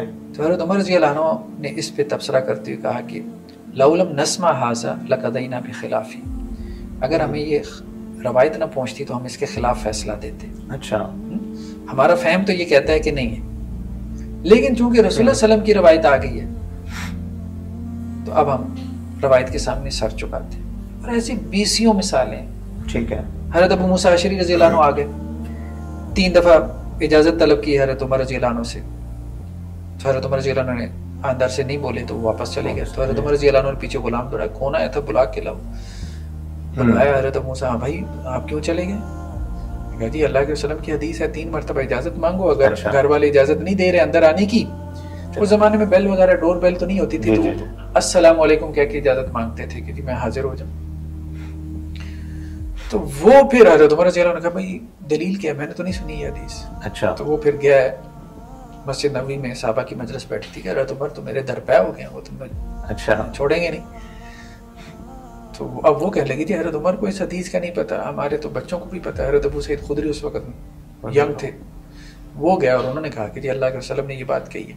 اچھا. تو صحابہ کرام کا بھی معاملہ کیا ہوتا تھا کہ انہیں ایک بات سمجھ میں آتی تھی، لیکن جب ان کو پتہ چلتا تھا کہ اللہ کے رسول صلی اللہ علیہ وسلم کی حدیث، قرآن کی آیت، اب جیسے دیکھیں حضرت عمر رضی اللہ عنہ نے کہا کہ جی حق مہر جو ہے میں نے اس کو لمٹ کر دیا.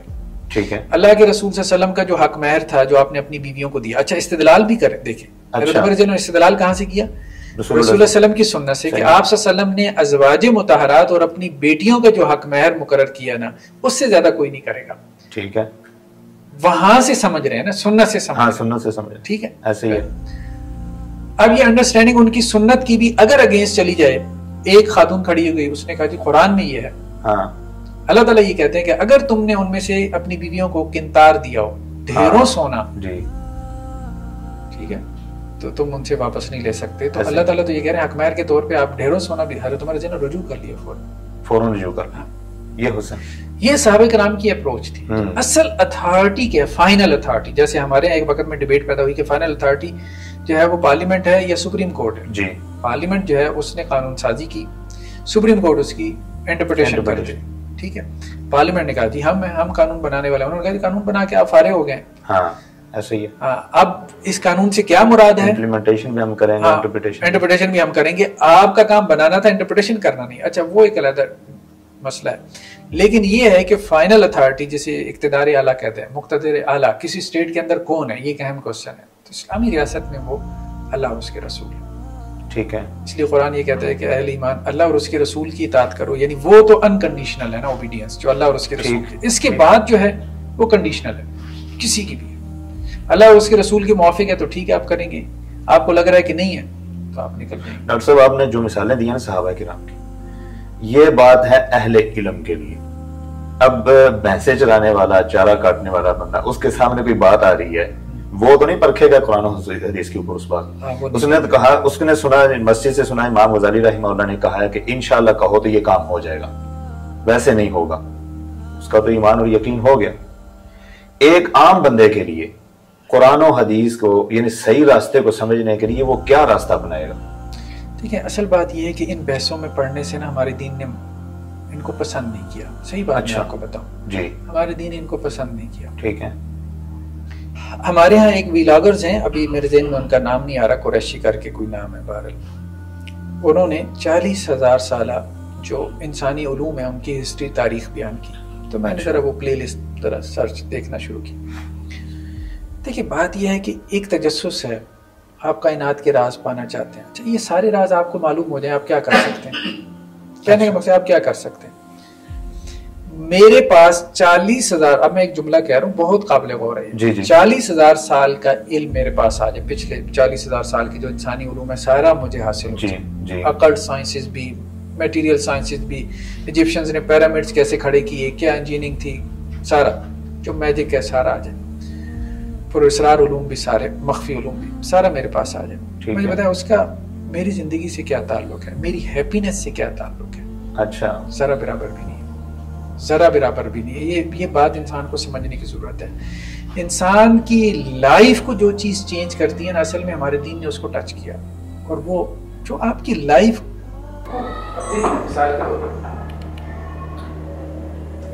انسان جب خوشی کی تلاش میں نکلا ہے، صرف اپنے دین کی ہم بات نہیں کر رہے، تو اسے لگا کہ میٹیریل ورلڈ میں، اب آپ انوینشنز کی بات کر رہے ہیں نا، جی انوینشنز میں کتنی آسائشیں آ گئی ہیں. اب کیا ان سب آسائشوں نے انسان کو خوشی دی ہے؟ یعنی آپ یہ دیکھ لیں کہ وہ ترقی یافتہ ممالک جن کا جی ڈی پی اچھا ہے، وہاں سوسائڈ ریٹ بھی بہت اچھا ہے. اچھا ایسا ہی ہے، سوسائڈ ریٹ بہت اچھا ہے. تو جتنی آسائش ہے اتنا انسان سائیکولوجیکل ڈس آرڈر کا شکار ہے. یعنی دنیا کی ساری خواہشات پوری ہو گئیں، آپ کو ایسے جھلے بھی ملیں گے. انہوں نے کہا بس ایک ہی خواہش رہ گئی ہے کہ مرنے کے بعد کیا؟ اجتماعی خودکشیاں کی. ٹھیک ہے، 20 لوگوں نے اجتماعی خودکشیاں کی، یہ جاننے کے لیے. اب سسپینس ہے نا، ایک راز ہے نا کہ مرنے کے بعد کیا ہے، تو وہ مرنے کے بعد ہی کھلے گا. چلو اس کے لیے مرتے ہیں. صحیح ہے، اس کے لیے مرتے ہیں. اچھا ٹھیک ہے، میں تو اسے یہی کہوں گا بھائی یہ اسٹوپیڈیٹی ہے اور کیا ہے. ایسے ہی ہے یہ، ٹھیک ہے، ایسے ہی ہوگا. تو کہنے کا مقصد یہ ہے کہ یہ کوئی نہیں ہے کہ جی انوینشنز کے بعد، آسائش حاصل کرنے کے بعد انسان نے کوئی راحت پا لی ہے.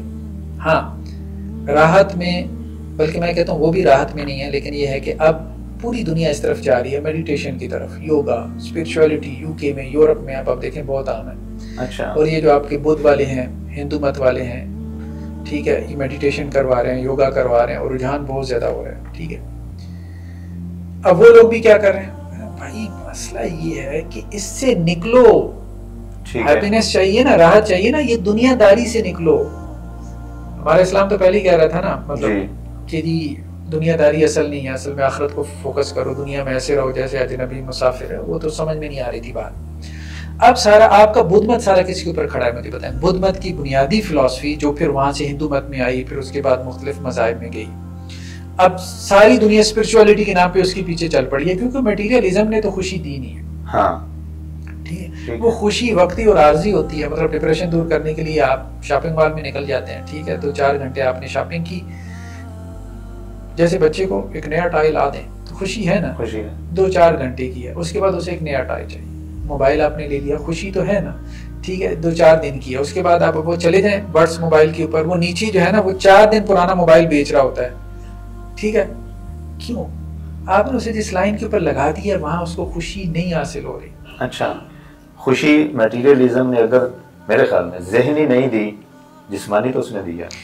دو چیزیں ہیں الگ. نہیں، جسمانی آپ یوں کہہ لیں کہ راحت دی ہے، یہ بات ٹھیک ہے. ہاں، راحت، جسمانی راحت دی ہے. خوشی اور چیز ہے، پرسوٹ آف ہیپینس. وہ خوشی بیسیکلی دل کے اندر کسی کلی کے کھلنے کا نام ہے، یعنی آپ کا دل خوش ہے. اچھا، اب آپ دیکھیں کہ انزائٹی، ڈپریشن، سٹریس، فرسٹریشن، یہ ساری اصطلاحات، یہ ساری سائیکالوجی پرانے زمانے میں ٹھیک ہے طبی یونانی تھی، لوگ جسمانی طور پہ بیمار ہوتے تھے. ایسے ہی ہے، ٹھیک ہے، یہ ذہنی بیماریاں نہیں تھی. آج ایک بندہ جو ڈپریس ہوتا ہے وہ کہتا ہے یار مجھ سے پوچھو کہ ڈپریشن کیا ہوتا ہے اور کیا عذاب ہے یہ. ٹھیک ہے، صحیح ہے. تو آج یہ جو سائیکولوجیکل ڈس آرڈر اور آپ نے کلینیکل سائیکالوجی پیدا کر دی، اور آپ نے یہ ساری دنیا کو جس عذاب میں مبتلا کر دیا، اور اس عذاب سے نکلنے کے لیے وہ پھر اسپرچولیٹی اور دنیا کو، آپ نیپال میں دیکھ لیں وہ اوشو سینٹر والے ہیں، ان کی کبھی کبھی سوشل میڈیا پہ ان کی ویڈیوز آتی ہیں. ٹھیک ہے، بلینرز جاتے ہیں وہاں پہ. اچھا، خوشی حاصل کرنے کے لیے. اور وہ خوشی کیسے دے رہے ہیں؟ آپ کو میڈیٹیشن میں لگا کے اور اس سارے نکال کے نیچر کے قریب کر کے. ٹھیک ہے، تو کہنے کا مقصد یہ ہے کہ انسان اب ریورس گیئر لگا رہا ہے. ٹھیک ہے، لاہور کے اندر ویلیج ہوٹل ہے. ہاں بالکل. یعنی آپ دیہات سے آئے تھے شہر میں, اب شہر کی زندگی نے آپ کو اکتا دیا, اب آپ کہتے ہیں بھائی اس ہوٹل میں چلو جہاں کنواں چل رہا ہو, ٹھیک ہے, جہاں دیہات کا منظر ہو, ٹھیک ہے, جہاں چارپائیوں کے بیڈ پہ آپ کھانا کھائیں, جہاں آپ کو لسی پینے کو ملے, ٹھیک ہے, جہاں پیچھے سے عطا اللہ جو ہے وہ عیسیٰ خیلوی کے جو گانے چل رہے ہوں. جی جی. انسان کسی حال میں مطمئن نہیں ہو سکتا, اس بات کو سمجھنے کی کوشش کریں. نہیں ہوگا, لیکن ایک جسم ہے اور ایک روح ہے, دو چیزیں ہیں نا. اب روح کی غذا ہے, ایک جسم کی غذا ہے, دونوں پرواز کرتی ہیں اپنی غذا کے ساتھ. اب آپ کی باتوں سے مجھے سمجھ لگ رہا ہے کہ ہم روح کی غذا کو پکڑ لیں اور جسم کی غذا کو چھوڑ دیں. نہیں, ہم یہ نہیں کہہ رہے کہ جسم کی غذا کو چھوڑ دیں. بیسیکلی دیکھیں خوشی کس چیز کا نام ہے. میں یہ کہہ رہا ہوں خوشی بیسیکلی سیلف کنٹرول کا نام ہے, ضبط نفس. ایک جملے میں ٹھیک ہے, اگر آپ اپنے آپ کو خوش رکھنا چاہتے ہیں نا تو سیلف کنٹرول سیکھ لیں. صحیح ہے. دنیا کی کوئی بھی سائنس آپ مطلب اسلام کے علاوہ آپ چلے جائیں, ٹھیک ہے, جو کہتا ہے میں خوش ہوں, ممکن نہیں ہے سیلف کنٹرول کے بغیر خوش ہوں. اچھا, پاسبل ہی نہیں ہے دنیا میں کوئی بندہ. ٹھیک ہے, ضبط نفس, اور دین سارا ضبط نفس ہی سکھاتا ہے. ایک لفظ میں پورے دین کا خلاصہ, جسے آپ پابندیاں کہتے ہیں, جی جی جی جی, صرف ضبط نفس. یہ بقول آپ کے کہ خوشی ہمارے دین میں ہے, لیکن میں نے تو یہ دیکھا ہے کہ لوگوں کے سامنے اسلام کا نام لیا جائے تو وہ گھٹن فیل کرتے ہیں, کہتے ہیں یار کیا چھوڑو, آپ نے تو ہمیں آگے لگا دیا ہوا ہے. اسلام کے نام کی وجہ سے, اور یہ ریالٹی ہے, مبالغہ نہیں ہے اس میں, کہ جو ہم آج کے نوجوان سے ڈسکس کرتے ہیں نا, تو اسلام کے نام سے لوگ بھاگتے ہیں. اس کی وجہ کیا ہے, کیوں ایسا یہ سلسلہ پیدا ہو گیا؟ پھر میں وہی آپ سے بات کروں گا. اسلام کیا ہے؟ اسلام وہ ہے جو پرائمری سورسز میں قرآن اور سنہ میں ہے. لوگ کیا کہہ رہے ہیں اسلام کے نام پہ, آپ کے محلے کے مسجد کے مولوی صاحب کیا کہہ رہے ہیں, میں اس کا ریسپانسیبل نہیں. صحیح ہے. اب دیکھیں نا, لوگوں نے امیڈیٹ سورسز کیا بنا لی, لوگوں نے اسلام کہاں سے سیکھا, ٹھیک ہے, وہ کیا نام ہے جو ہمارے اردو کے رائٹر ہے, مفتی کیا نام ہے, بہت معروف رائٹر ہے, مفتی ممتاز جی. وہ ایک جگہ لکھتے ہیں, میں نے پڑھا کہ جب ہمارے محلے کی مسجد کے جو مولانا خطیب صاحب تھے, ظاہر بات ہے جمعے کے لیے سارے لوگ جاتے ہیں, کچھ نہ کچھ کان میں پڑھی جاتی ہے مولانا صاحب کی بات, کبھی جلدی چلے گئے, کبھی لیٹ چلے گئے, یا ابا جی لے گئے. کہتے ہیں مولانا صاحب سے جتنا میں نے خدا کے بارے میں سنا نا, تو مجھے یہ لگا کہ خدا ایک بھٹیارن ہے, بھٹی دبائی ہے اس نے, جو آتا ہے اس کو وہ اس میں ڈال دیتا ہے. اچھا, مطلب جہنم جہنم جہنم ہر بات پہ کہ یہ کرو گے تو خدا جہنم میں ڈال دے گا. ہے جیسے ایک ہماری اسٹوڈنٹ وہ بتا رہی تھی کہ ان کی اماں جو ہے وہ انہیں کہتی تھی, مطلب بھنڈی ان کو پسند نہیں تھی نا, تو اماں نے ان کو بھنڈی کھلانی ہوتی تھی, تو ان کی اماں انہیں کہتی تھی کہ اگر بھنڈی نہیں کھاؤ گی تو خدا تمہیں جہنم میں ڈال دے گا. اچھا, تو کہنے کا مقصد یہ ہے کہ ہمارے ہاں پیرنٹس نے بچپن سے بچوں کو ڈرایا, جہنم سے ڈرایا, کہیں بھوت پریت سے بھی ڈرایا, ٹھیک ہے, کہیں پہ جو ہے وہ خدا سے ڈرایا, اور خدا کا کانسیپٹ جب بھی انہوں نے بچوں کو اپنا اوبیڈینٹ بنانا ہوتا تھا تو جہنم کی جسے کہتے ہیں کہ تڑی لگا دی. مولانا صاحب نے بھی یہی کام کیا, ٹھیک ہے. تو مسئلہ یہ ہے کہ خدا کے بارے میں جتنا کانسیپٹ پیدا ہوا سوسائٹی کے ذہنوں میں, تو وہ ایک ڈراؤنا خدا تھا. ایسے ہی ہے, ٹھیک ہے, محبت کرنے والا خدا, وہ کانسیپٹ پیدا ہی نہیں ہوا. اب ظاہری بات ہے کہ جب آپ قرآن کو پڑھیں گے, جب آپ سنہ کو پڑھیں گے, تو خدا کا کوئی اور کانسیپٹ آپ کے سامنے. یہ کانسیپٹ پیدا کرنے والے علماء نہیں ہیں, خطباء نہیں, خطباء ہیں. اب یوں کہہ سکتے ہیں کہ جاہل خطباء ہیں, جاہل خطباء, ہاں, ٹھیک ہے, کہ وہ ایک یک رخا کانسیپٹ جو ہے وہ پیدا کیا گیا, اور لوگوں کو پھر خدا سے متنفر کر دیا گیا. خدا جو ہے محبت کرنے والی, آپ کہنے کے لیے ایک ذات ہے انسان سے. اب آپ وہ دیکھیں, وہ جو حدیثوں میں آتا ہے کہ جس نے بندے مار دیے. اچھا, ایک بندے نے جو ہے 99 بندے مار دیے تھے, اور وہ عالم کے پاس ہی گیا تھا نا, اور اس سے کہنے لگا کہ جی 99 بندے میں مار کے آ گیا ہوں, تو کوئی معافی کی گنجائش ہے؟ اس نے کہا نہیں. اب علماء کی ڈکشنری تو یہی ہے, 99 بندے آپ مار کے آ گئے تو وہ تو یہی کہے گا کہ بھائی تمہارے لیے کہاں معافی کی ڈکشنری ہے. تو اس نے اس کو بھی مار دیا. اس نے کہا جب جہنم میں جانا ہے تو تجھے بھی مار کے جائے, ٹھیک ہے. تو اللہ تعالیٰ نے اس کو بھی معاف کیا نا. اس کا مطلب یہ ہے کہ ٹوٹل جو ہمارا مسئلہ ہے وہ سوسائٹی کا اپنا ذاتی مسئلہ ہے. ہاں, اصل میں دیکھیں دین کی انٹرپریٹیشن کا مسئلہ ہے. آپ کی انٹرپریٹیشن جو ہے نا, میں کہتا ہوں مذہبی طبقے کا سب سے بڑا مسئلہ یہ ہے, یا دین کو اس وقت سب سے بڑا چیلنج کیا ہے, اگر آپ یوں کہہ رہے ہیں, یا آپ یوں کہہ لیں کہ جی لوگ دین سے کیوں دور ہو رہے ہیں, اس کے پیچھے سب سے بڑا فیکٹر کیا ہے؟ پست ذہن اور پست اخلاق, دو چیزیں. ٹھیک ہے, گھٹیا ذہن اور گھٹیا اخلاق والے لوگ آ کے دین کی ڈرائیونگ سیٹ پہ بیٹھ گئے. یعنی ان کے اخلاق بھی اچھے نہیں ہیں کہ لوگ اخلاق سے متاثر ہو کے دین کی طرف آ جائیں. اچھا ذہن بھی اچھا نہیں ہے. ایگری کرتا ہوں میں اس بات. مطلب ذہن بھی کوئی اتنا جیسے کہتے ہیں نا کہ جی اچھا نہیں ہے, مطلب کہ کوئی اس سے بندہ متاثر ہی ہو جائے. ٹھیک ہے, 2-4 باتیں وہ کرے نا تو وہ کہے اچھا یار اس کو کوئی دنیا کا پتہ ہے, کچھ پتہ ہے اس کو, وہ بھی نہیں. تو جب تک آپ اس گیپ کو فل نہیں کریں گے, ٹھیک ہے, اچھا ذہن اور اچھے اخلاق والے لوگ آگے نہیں آئیں گے. ٹھیک ہے, اب دیکھیں اس میں ہمیں جو ہے نا میرے خیال میں اس طبقے کو بلیم کرنا اب چھوڑ دینا چاہیے. مجھے ایک ریلیٹیو نے کہا کہ دیکھیں جی مولوی نے یہ کر دیا, مولوی نے یہ کر دیا. میں نے کہا دیکھو بات ہی ہے, مولویت جو ہے نا, یا خطیب, مولوی, علامہ, امام مسجد, کچھ بھی, یہ کوئی نسل نہیں ہے. جیسے ہندوؤں میں نا براہمن ہے نا تو وہ تو ایک نسلی چیز ہے نا. ٹھیک ہے, گھر اس براہمن اس گھر میں پیدا ہوگا, نسل پیدا ہوگا, تبھی براہمن بنے گا, پنڈت بنے گا. ٹھیک ہے, مذہبی پیشوا بنے گا. تو ہمارے یہاں تو ایسا نہیں ہے, کوئی بھی بن سکتا ہے نا, امام, خطیب. ٹھیک ہے, ایک سلیبس ہے, آپ نے اس میں سے گزرنا ہے. مسئلہ یہ ہے کہ سوسائٹی نے کچرا دیا ان کو, مدارس کو سوسائٹی نے ٹو بی ویری فرینک کچرا دیا نا. جو بچہ آپ کا اسکول پڑھنے کے قابل نہیں تھا, آپ نے کہا جی مدرسے پا دو. ایسے ہی ہے. ٹھیک ہے, چاچے مامی کی خواہش تھی جی ہمارا ایک بچہ حفظ کر جائے, کیونکہ سنا ہے کہ جی 10 بندوں کو جنت میں لے جاتا ہے. اب سارے جو کرتوت کیے تھے ماں باپ نے, چاچے مامے نے, انہوں نے کہا جی ایک بچہ فیملی میں حافظ بناؤ, ٹھیک ہے, تاکہ ہمارے کرتوت ہو جائیں معاف. ٹھیک ہے, 10 بندوں کے ساتھ ہمیں ساتھ جنت میں لے جائے. اس بیچاری کی تو جان کے اوپر پڑ گئی. ٹھیک ہے, اس سے کسی نے پوچھا نہیں کہ تمہاری بھی کوئی خواہش ہے حفظ کی کہ نہیں ہے. ٹھیک ہے, اس کو انہوں نے ڈنڈے مروائے, سارا کچھ کیا. انہوں نے کہا جی کھال جو ہے وہ تمہاری, چمڑی بھی تمہاری, بس ہڈیاں ہماری ہے, بس حفظ کرواؤ اس کو, کیونکہ ہم نے جنت میں جانا ہے. تو ہمارے یہاں جو ہے نا یہ جو ایٹیچیوڈ ہے, یہ جو کلچر ہے, دیکھیں اصل بات یہ کہ اس کو چینج کریں. اب یہ کون چینج کرے گا؟ وہی لوگ جو اعتراض کر رہے ہیں, یہ باشعور لوگ ہیں نا, وہ سمجھ رہے ہیں کہ یہ غلط ہے, یہ اپنی اولادوں کو اس طرف ڈالو. منع کیا کسی نے؟ آپ اپنی اولادوں کو بھیجیں یونیورسٹی, آپ اپنی بہترین جو ہے وہ اولاد جو ذہین ہے آپ اس کو دنیا کے اوپر لگا دیں. اب آپ کہیں گے ریزلٹس ہمیں دین میں ملے, مطلب آپ دینداروں کو, یعنی مدارس اگر دین کی فیکٹریاں مثال کے طور پہ, وہاں آپ سارا را مٹیریل جو دے رہے ہیں وہ کچرا ڈال رہے ہیں, اور اب آپ کہہ رہے ہیں جی پروڈکٹ وہاں سے بہترین نکلے. ٹھیک ہے, آپ وہاں بہترین اپنی سوسائٹی کے قریب بھیجیں نا, مدارس میں سوسائٹی کے قریب بھیجیں, پھر اس کے بعد دیکھیں, مطلب پھر ان سے توقع کریں بھائی آپ اچھی پروڈکٹ بنا کے دیں, پھر ٹھیک ہے. ڈاکٹر صاحب براڈ بیس ایجوکیشن کیا ہے؟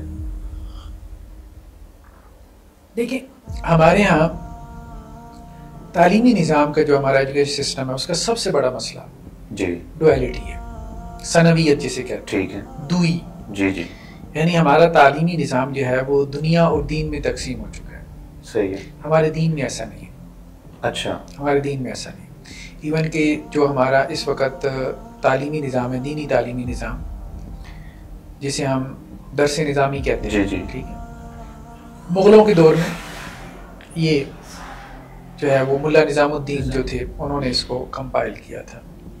تو ملا نظام الدین صاحب نے جب اس کو کمپائل کیا تھا تو آپ کے لیے یہ بات حیرانی کا باعث ہوگی کہ انہوں نے ملا اور خطیب بنانے کے لیے درس نظامی نہیں بنایا تھا. ٹھیک ہے, انہوں نے مغل جو امپائر تھی یا اسٹیٹ تھی اس کو بیوروکریٹس فراہم کرنے کے لیے درس نظامی کا نصاب بنایا تھا. اچھا, یعنی اس کی بیس یہ ہے. ہاں, درس نظامی کی بیس یہ ہے, ٹھیک ہے, کہ اسٹیٹ کو بیوروکریٹس فراہم کرنا. اچھا, یعنی ایسے ایلیمنٹ فراہم کرنا اسٹیٹ کو کہ جو اسٹیٹ کو رن کریں. اوکے, اس لیے اسی درس نظامی کے نصاب سے جو احمد معمار فارغ ہوا جس نے تاج محل بنایا آگرہ کا, اسی درس نظامی کے نصاب سے وہ صاحب فارغ ہوئے جو اورنگزیب جو عالمگیر کے وہ چیف منسٹر تھے. ٹھیک ہے, ایڈمنسٹریشن میں ایک بندہ جا رہا ہے, ایک آرکیٹیکٹ میں جا رہا ہے. اسی درس نظامی کے نصاب سے شیخ احمد سرندی علیہ رحمہ پیدا ہوئے جو مجدد الفسانی کے نام سے معروف ہے. ایک نصاب ہے جو ریلیجس لیڈرشپ بھی پیدا کر رہا ہے, بہترین ایڈمنسٹریٹر بھی پیدا کر رہا ہے اور بہترین آرکیٹیکٹ بھی پیدا کر رہا ہے. اچھا, دوئی نہیں تھی. اسٹرانومی وہاں پہ پڑھائی جا رہی تھی, الجبرا, فلکیات, ہنسا, یونانی منطق, جو اس وقت تک کی ماڈرن سائنسز تھیں وہ سب درس نظامی میں پڑھائی جا رہی تھی. حدیث میں ایک مشکات کی کتاب پڑھائی جا, بعد میں آ کے یہ دوئی پیدا کی گئی, ڈویلٹی پیدا کی گئی. علی گڑھ علیحدہ ہو گیا, دیوبند علیحدہ ہو گیا. جب دیوبند بھی علیحدہ ہوا تھا تو دیوبند کے بڑے بھی یہ کہتے تھے کہ ہم نے دنیاوی علوم پڑھانے ہیں, لیکن آہستہ آہستہ وہ چیزیں پس منظر میں چلی گئی. سب سے پہلے تو اس ڈویلٹی کو ختم کرنے کی ضرورت ہے. دین اور دنیا کی تفریق ختم کریں. دنیا والے دین پڑھیں, دین والے دنیا پڑھیں. اس بات کی سپیس مدارس میں موجود ہے؟ مدارس میں دیکھیں انہوں نے کچھ نہ کچھ اس طرف آپ کہہ لیں کہ حرکت شروع کر دی ہے. اس کو اپریشیٹ کرنا چاہیے. ٹھیک ہے. اب مدارس میں اور نہ صحیح کمپیوٹر سائنس, ہر مدرسے میں کمپیوٹر لیب تقریباً بن گئی ہے, بڑے مدارس ہیں ایسے ہی. پھر ان کی جو وفاق ہیں, اب وفاق میں HEC نے چلے لازم کر دیا, لیکن انہوں نے اس کو ایکسیپٹ تو کیا ہے نا. اس وفاق کے تحت جو ہے وہ جیسے ہمارے یہاں بورڈ ہوتے ہیں انٹرمیڈیٹ بورڈ, اسی طرح مدارس کے وفاق ہوتے ہیں. وفاق ان کے بورڈز ہیں بیسیکلی. تو اس بورڈ کے امتحان آپ پاس نہیں کر سکتے جب تک آپ کنٹمپریری سائنسز میں آپ انگریزی کا امتحان نہ دیں, کمپیوٹر سائنس کا امتحان نہ دیں. آپ کو اب اندازہ ہے کہ آپ یہ ان کے لیے لازمی مضامین ہو چکے ہیں. ٹھیک ہے. اس میں ایون کہ آپ کی پاک اسٹڈیز بھی ہے, جیسی ہے, جھوٹی ہے, سچی ہے, جو بھی ہے باہر وہ بھی پڑھائی جاتی ہے. تو یہ اسپیس یونیورسٹی میں موجود ہے. یونیورسٹیز میں دیکھیں بات یہ ہے کہ وہاں لبرلزم زیادہ ہے. ہاں ٹھیک ہے. تو وہاں یونیورسٹی جو ہے نا وہ اب اس کو پسند نہیں کرتی عام طور پہ کہ دین پڑھایا جائے. یعنی وہی مطلب قانون کا ایک جبر ہے. یعنی مدارس میں یہ شعوراً اس چیز کو ایکسیپٹ کر لیا کہ ہم نے دنیا پڑھنی ہے. مطلب انہوں نے اس کو ایکسیپٹ کر لیا. ٹھیک ہے. شروع میں ان کو بھی زبردستی اس طرف لایا گیا, کچھ ریزسٹنس بھی ہوئی شروع میں, لیکن ان کے یہاں یہ کہ ایکسیپٹنس کا ریٹ زیادہ ہے مدارس میں. ٹھیک. ایکسیپٹنس ریٹ زیادہ ہے, یہ ماننا. یونیورسٹی میں کم ہے, یونیورسٹی والوں میں کم ہے. میں پنجاب یونیورسٹی میں بھی پڑھا ہوں, GC یونیورسٹی میں. میرے 4 سالوں میں ایک بھی اتھینٹک عالم دین, چھوٹا بھی نہیں آیا اتھینٹک, کوئی بھی عالم دین 4 سالوں میں لیکچر دینے کے لیے نہیں آیا. ہمارے فری ہونے کے بعد ڈاکٹر سہیل میر محمدی صاحب گئے تھے GC یونیورسٹی میں 6 مہینے بعد. ان 4 سالوں کے دوران اور بہت کچھ ہوا ہے. اس کی کیا وجہ ہے؟ علماء کی اپروچ نہیں ہے یا یونیورسٹی چاہتی نہیں؟ نہیں, یونیورسٹیز نہیں چاہتی, سیدھی سی بات ہے. لیکن وہ یہ نہیں چاہتی کہ جی دین کو پڑھایا جائے, سیدھی سی بات ہے. ایون کہ جو اسلامک اسٹڈیز آپ کا لازمی ہے وہ تو ضیاء الحق صاحب نے ایک آرڈر دے دیا تھا کہ پڑھنی ہے گریجویشن میں, تو مارے باندھی کہ انہوں نے پڑھنی ہوتی ہے. وہ 3 کریڈٹ آور سے کبھی 2 کریڈٹ آورز ہو جاتے ہیں, کبھی 2 کریڈٹ آورز کو بھی وہ کیا کرتے ہیں پاک اسٹڈیز کے ساتھ ملا کے پڑھا دیتے ہیں. بھائی جان چھڑواؤ. اور وہ پاک اسٹڈیز کا تو وہ کوشش کرتے ہیں کہ جی, اور اسی طرح سے اسلامی اسٹڈیز کا تو کوئی انہیں نا پرماننٹ کوئی لیکچرر بھی نہ رکھنا پڑے, وزٹنگ بھی چل چلو کام ہو جائے. ٹھیک ہے. تو کہنے کا مقصد ہے یونیورسٹی کا انداز نظر انداز کرنے والا ہے. ٹھیک ہے. وہ تو کوئی قانون پاس ہو جاتا ہے جس کی وجہ سے چلیں گی جی اب آپ کو قرآن پڑھنا پڑتا ہے, یہ پڑھانا پڑتا ہے, تو وہ ایک علیحدہ بات ہے. وہ جبراً آپ یوں سمجھ لیں کہ انہیں بڑا اپنے آپ کو فورس کرنا پڑتا ہے. بھائی ایسا علم بھی پڑھ لو. پوری دنیا میں اکلٹ سائنسز آپ نے پڑھانا شروع کر دی, ان کے ڈپارٹمنٹ کھول دیے. فلاسفی جیسے جو ہے وہ فضول مضمون کے جو ہے وہ آپ نے ڈپارٹمنٹس کھول دیے. ٹھیک ہے. ایسا ہی. فلاسفی کو ہم فضول نہیں کر رہے, مطلب ایز اے ریلیجیس یا شریعت اسکالر. اسٹیفن ہاکنگ یہ کہہ رہے ہیں, چونکہ آپ سائنس کے دور میں رہ رہے ہیں. اسٹیفن ہاکنگ نے یہ بات لکھی ہے کہ فلاسفی از ڈیڈ, ختم ہو چکی ہے. بھائی اس کا زمانہ ختم ہو گیا, سائنس کے دور میں سانس لے رہے ہو, سائنس کا نام. تو اب کہنے کا مقصد یہ ہے کہ دنیا کا اب جینڈر اسٹڈیز پڑھا رہے ہو, آپ فلم پڑھا رہے ہو, اس کے ڈپارٹمنٹ کھول گیا ہے, تو آپ یار ریلیجیس اسٹڈیز بھی پڑھا لو. کیا ہے, ایز اے علم ہی پڑھا لو. مطلب اتنے آپ آزاد خیال ہو. ٹھیک ہے. میجک پڑھانا آپ نے شروع کر دیا, جادو ٹونا اکلٹ سائنسز پڑھانا شروع کر دیے, تو یہ کیوں نہیں پڑھا رہے؟ ایز اے علم پڑھا لو. ایک ہسٹری تو ہے, ریلیجن ہے, مذاہب ہے, سارا کچھ ہے. اس وقت ڈاکٹر صاحب کوئی ایسی چیز موجود ہے دین کو سمجھنے کے لیے کہ میں اگر بیٹھ کے مطالعہ کرنے لگا ہوں تو وہ کسی فرقے یا تنظیم کے نظریات سے سیپریٹ ہو, یا ٹوٹل دین اس وقت جو ہم تک پہنچا ہے وہ کسی فرقے یا تنظیم کو سپورٹ کر رہا ہوتا ہے؟ اگر میں سمجھنا چاہتا ہوں ان فرقے تنظیموں سے ہٹ کے میں ڈائریکٹ قرآن اور صحیح حدیث کو پڑھوں گا, عام بندہ کیا کرے گا؟ دیکھیں 2 چیزیں. جی. ایک تو یہ کہ آپ عالم بن جائیں. ٹھیک ہے. درمیان میں سے میڈیم ختم کر دیں, ڈائریکٹ قرآن و سنت سے ریلیٹ ہو جائیں. ہاں ٹھیک ہے. یہ مشکل طریقہ کار ہے. ہاں. لیکن اصل طریقہ کار یہی ہے. میری گریجویشن سائنسز کے ساتھ ہے. ٹھیک ہے. تو میری پیدائش ایک ایسے گھرانے میں ہوئی کہ ہمارے جو ننیال تھے وہ اہل تشیع ہیں. اچھا. ہمارے جو ددیال وہ دیوبند میں سے ہیں. ٹھیک ہے. ہم 9 بہن بھائی تھے. کوئی شادیاں وغیرہ ہوئی تو وہ بریلوی اسکول آف تھاٹ سے تھے. اچھا. جنہیں آپ سسرالی رشتہ داریاں کہہ لیں. اور جو ہمارے محلے میں مسجد تھی وہ اہل حدیث کی تھی. اچھا. ٹھیک ہے. ٹھیک ہے. تو اب بہت کھچڑی سی بنتی تھی, کیا مطلب ادھر جائیں تو یہ ٹھیک ہے, ادھر جائیں تو وہ ٹھیک ہے. ٹھیک ہے. جو بریلوی تھے وہ کہتے جی دیوبندی غلط ہیں, جو دیوبندی تھے وہ کہتے تھے بریلوی غلط ہیں. اہل حدیث کے پاس جاتے تو کہتے تھے دونوں غلط ہیں, ہم ٹھیک ہیں. اچھا. تو اب پھر میں نے خود سوچا کہ نہیں مجھے خود سے پڑھنا ہے. صحیح. تو میں نے شفٹ کیا گریجویشن میری میتھمیٹکس کے ساتھ تھی، تو میں نے ماسٹرز عربی میں کیا، پھر اس کے بعد P H D Islamic studies میں کی، پھر میں نے درس نظامی کیا. تو ایک تو یہ طریقہ کار ہے کہ آپ کہیں میں نے درمیان میں سے میڈیم نکالنا ہے. میں نے یہ نہیں کہ جی فلاں عالم اسکالر، یہ میں نے خود دیکھنا ہے. بہترین. مجھے اتنی عربی آ جائے کہ میں قرآن کو سمجھ سکوں، حدیث کو ڈائریکٹ سمجھ سکوں، مجھے ترجموں کی ضرورت ہی نہ رہے. پرائمری سورسز ہے، مجھے پتہ چل جائے گا کون ٹھیک کہہ رہا ہے کون غلط کہہ رہا ہے، کون صحیح ترجمہ کر رہا ہے کون غلط ترجمہ کر رہا ہے. ایک تو یہ، لیکن ہر آدمی اس کو افورڈ نہیں کر سکتا. جو کر لے تو ٹھیک ہے، وہ اس کسمکس سے نکل سکتا ہے. دوسرا ہے کہ ایک عامی لے مین کیا کرے، یہ اہم سوال ہے. دیکھیے فی الحال کی کرنٹ سچویشن میں وہ ایک کام کر سکتا ہے جس سے اس کو فائدہ ہونے کی امید ہے. وہ یہ ہے کہ مختلف لوگوں کو سنیں، مختلف بیانیے سنیں. یہ جو قدغنیں لگا دی جاتی ہیں فلاں کو نہیں سننا، ہر مسئلہ یہی کرتا ہے، بیریئر لگاتا ہے. دیکھیں آپ سوشل میڈیا کے اوپر لوگ بیٹھے ہیں، آپ کب تک نہ چاہتے اس کے سامنے ویڈیو آ جائے گی، کب تک آپ روکیں گے اس کو، کب تک اب آپ اس کو جو ہے وہ دیکھیں. اب مسئلہ یہ ہے کہ جی اہل حدیث جو ہے نا وہ یہ کہتے ہیں جی اب وہ بریلوی عالم تو کہتا ہے بھائی اہل حدیث کو نہیں سننا، کہتا ہے نا وہ کہتے ہیں وہ نہیں سننا، ٹھیک ہے. تو اہل حدیث بھی یہ کہہ رہے بریلوی کو نہیں سننا. تو مسئلہ یہ ہے کہ پھر وہ اس کو کیسے ہدایت ملے گی؟ اہل حدیث کو تو یہ سوچنا چاہیے نا، آپ بھی یہی بات کہو گے تو اس کو کیسے. یہ جو ہے نا یہاں جو آپ نے آزادی کی بات کی، تو یہاں آپ کو آزادی کی بات کرنی چاہیے. ٹھیک ہے، ہاں مطلب دیکھیں ایک بندے کے پاس یہ اختیار ہونا چاہیے، اس کو سنیں اس کو سنیں، اس کے بعد وہ فیصلہ کرے کہ مجھے کس طرف جانا ہے. ہاں قرآن کا لا اکراہ فی الدین، دین میں کوئی جبر نہیں ہے. جی جی جی دین کی انٹرپریٹیشنز ہیں نا، سنیں. ہاں اب یہ ہے کہ انسان کسی ایک کے ساتھ جو ہے نا چپک کے نہ رہ جائے، یہ غلط ہے. اب ہوتا یہ ہے کہ ہمارا ایک بندہ مثال کے طور پہ کسی ایک کو سنتا ہے، کہہ رہا میں نے اس کا کاؤنٹر نیریٹو نہیں سننا. اب غامدی صاحب کو سن لیا، اب اتنا سن لیا، وہ کہتا نہیں مولوی صاحب غلط ہے. اب اسے کہا کہ بھائی غامدی صاحب کا اچھا کاؤنٹر نیریٹو ہے، یہ سن لو. وہ کہتا نہیں میں نے یہ نہیں سننا. ٹھیک ہے، یعنی علماء کو غلط کرتے. اسی طرح انجینئر محمد علی مرزا، ٹھیک ہے آپ نے اس کو سن لیا، اچھا ٹھیک ہے ٹھیک ہے، یہ وہ کہتے تھے اس کو نہیں سننا اس کو نہیں سننا، تو ہم نے انجینئر کو سنا. تو ٹھیک ہے بھائی اب آپ نے انجینئر کو سنی، اب اس کا بھی تو کاؤنٹر سنے نا، آپ روکے نہیں نا. پھر ٹھیک ہے جب آپ ایک کمپیریٹیو اسٹڈی میں پڑھ گئے ہیں، تو اب جب آپ ایک پہ آ کے رک جاتے ہیں تو اس کا مطلب کیا ہے کہ آپ نے جو پیچھے ساری محنت کی آپ نے اس کو 0 سے ملٹیپلائی کر دیا. یہاں سے آپ نے سٹارٹ دیا تھا، وہیں آپ آ کے رک گئے، کسی ایک کے ساتھ چپک جاؤ. تو لے مین کو جیسے بازار میں آپ جوتا خریدنے جاتے ہیں، کیا کرتے ہیں 10 دکانیں پھرتے ہیں، کمپیریزن کرتے ہیں. کپڑا خریدنے جاتے ہیں 10 دکانیں پھرتے ہیں، کمپیریزن کرتے ہیں. پھل آپ نے خریدنا ہو 4 ریڑھیوں کے اوپر گھومتے ہیں. ٹھیک اسی طرح سے ان مولانا صاحب کو سن لیا، ان کو سن لیا، جو بھی معروف ہے مختلف مسالک کے. اس کے بعد انسان کو اللہ نے عقل مت تو دی، ایک فیصلہ کر لے. جب وہ فیصلہ کر لے گا انشاءاللہ سے اللہ کی امید ہے کہ اللہ تعالیٰ اس کے بعد اگر اس کا فیصلہ اخلاص اور سنسیئرٹی کے ساتھ ہوگا، اللہ تعالیٰ اس کے ساتھ درگزر کا معاملہ. ڈاکٹر صاحب آخری سوال ہے کہ کسی بندے کو نیک بنانے کے لیے، اب میں دیکھ رہا ہوں گناہ گار ہے، اس کو نیک بنانے کے لیے ریاستی عمل یا اس کی اتھارٹی کو وجود میں لایا جا سکتا ہے، یا یہ مذہب یا اسلام ہر بندے کا ایک سیپریٹ فردن مسئلہ ہے؟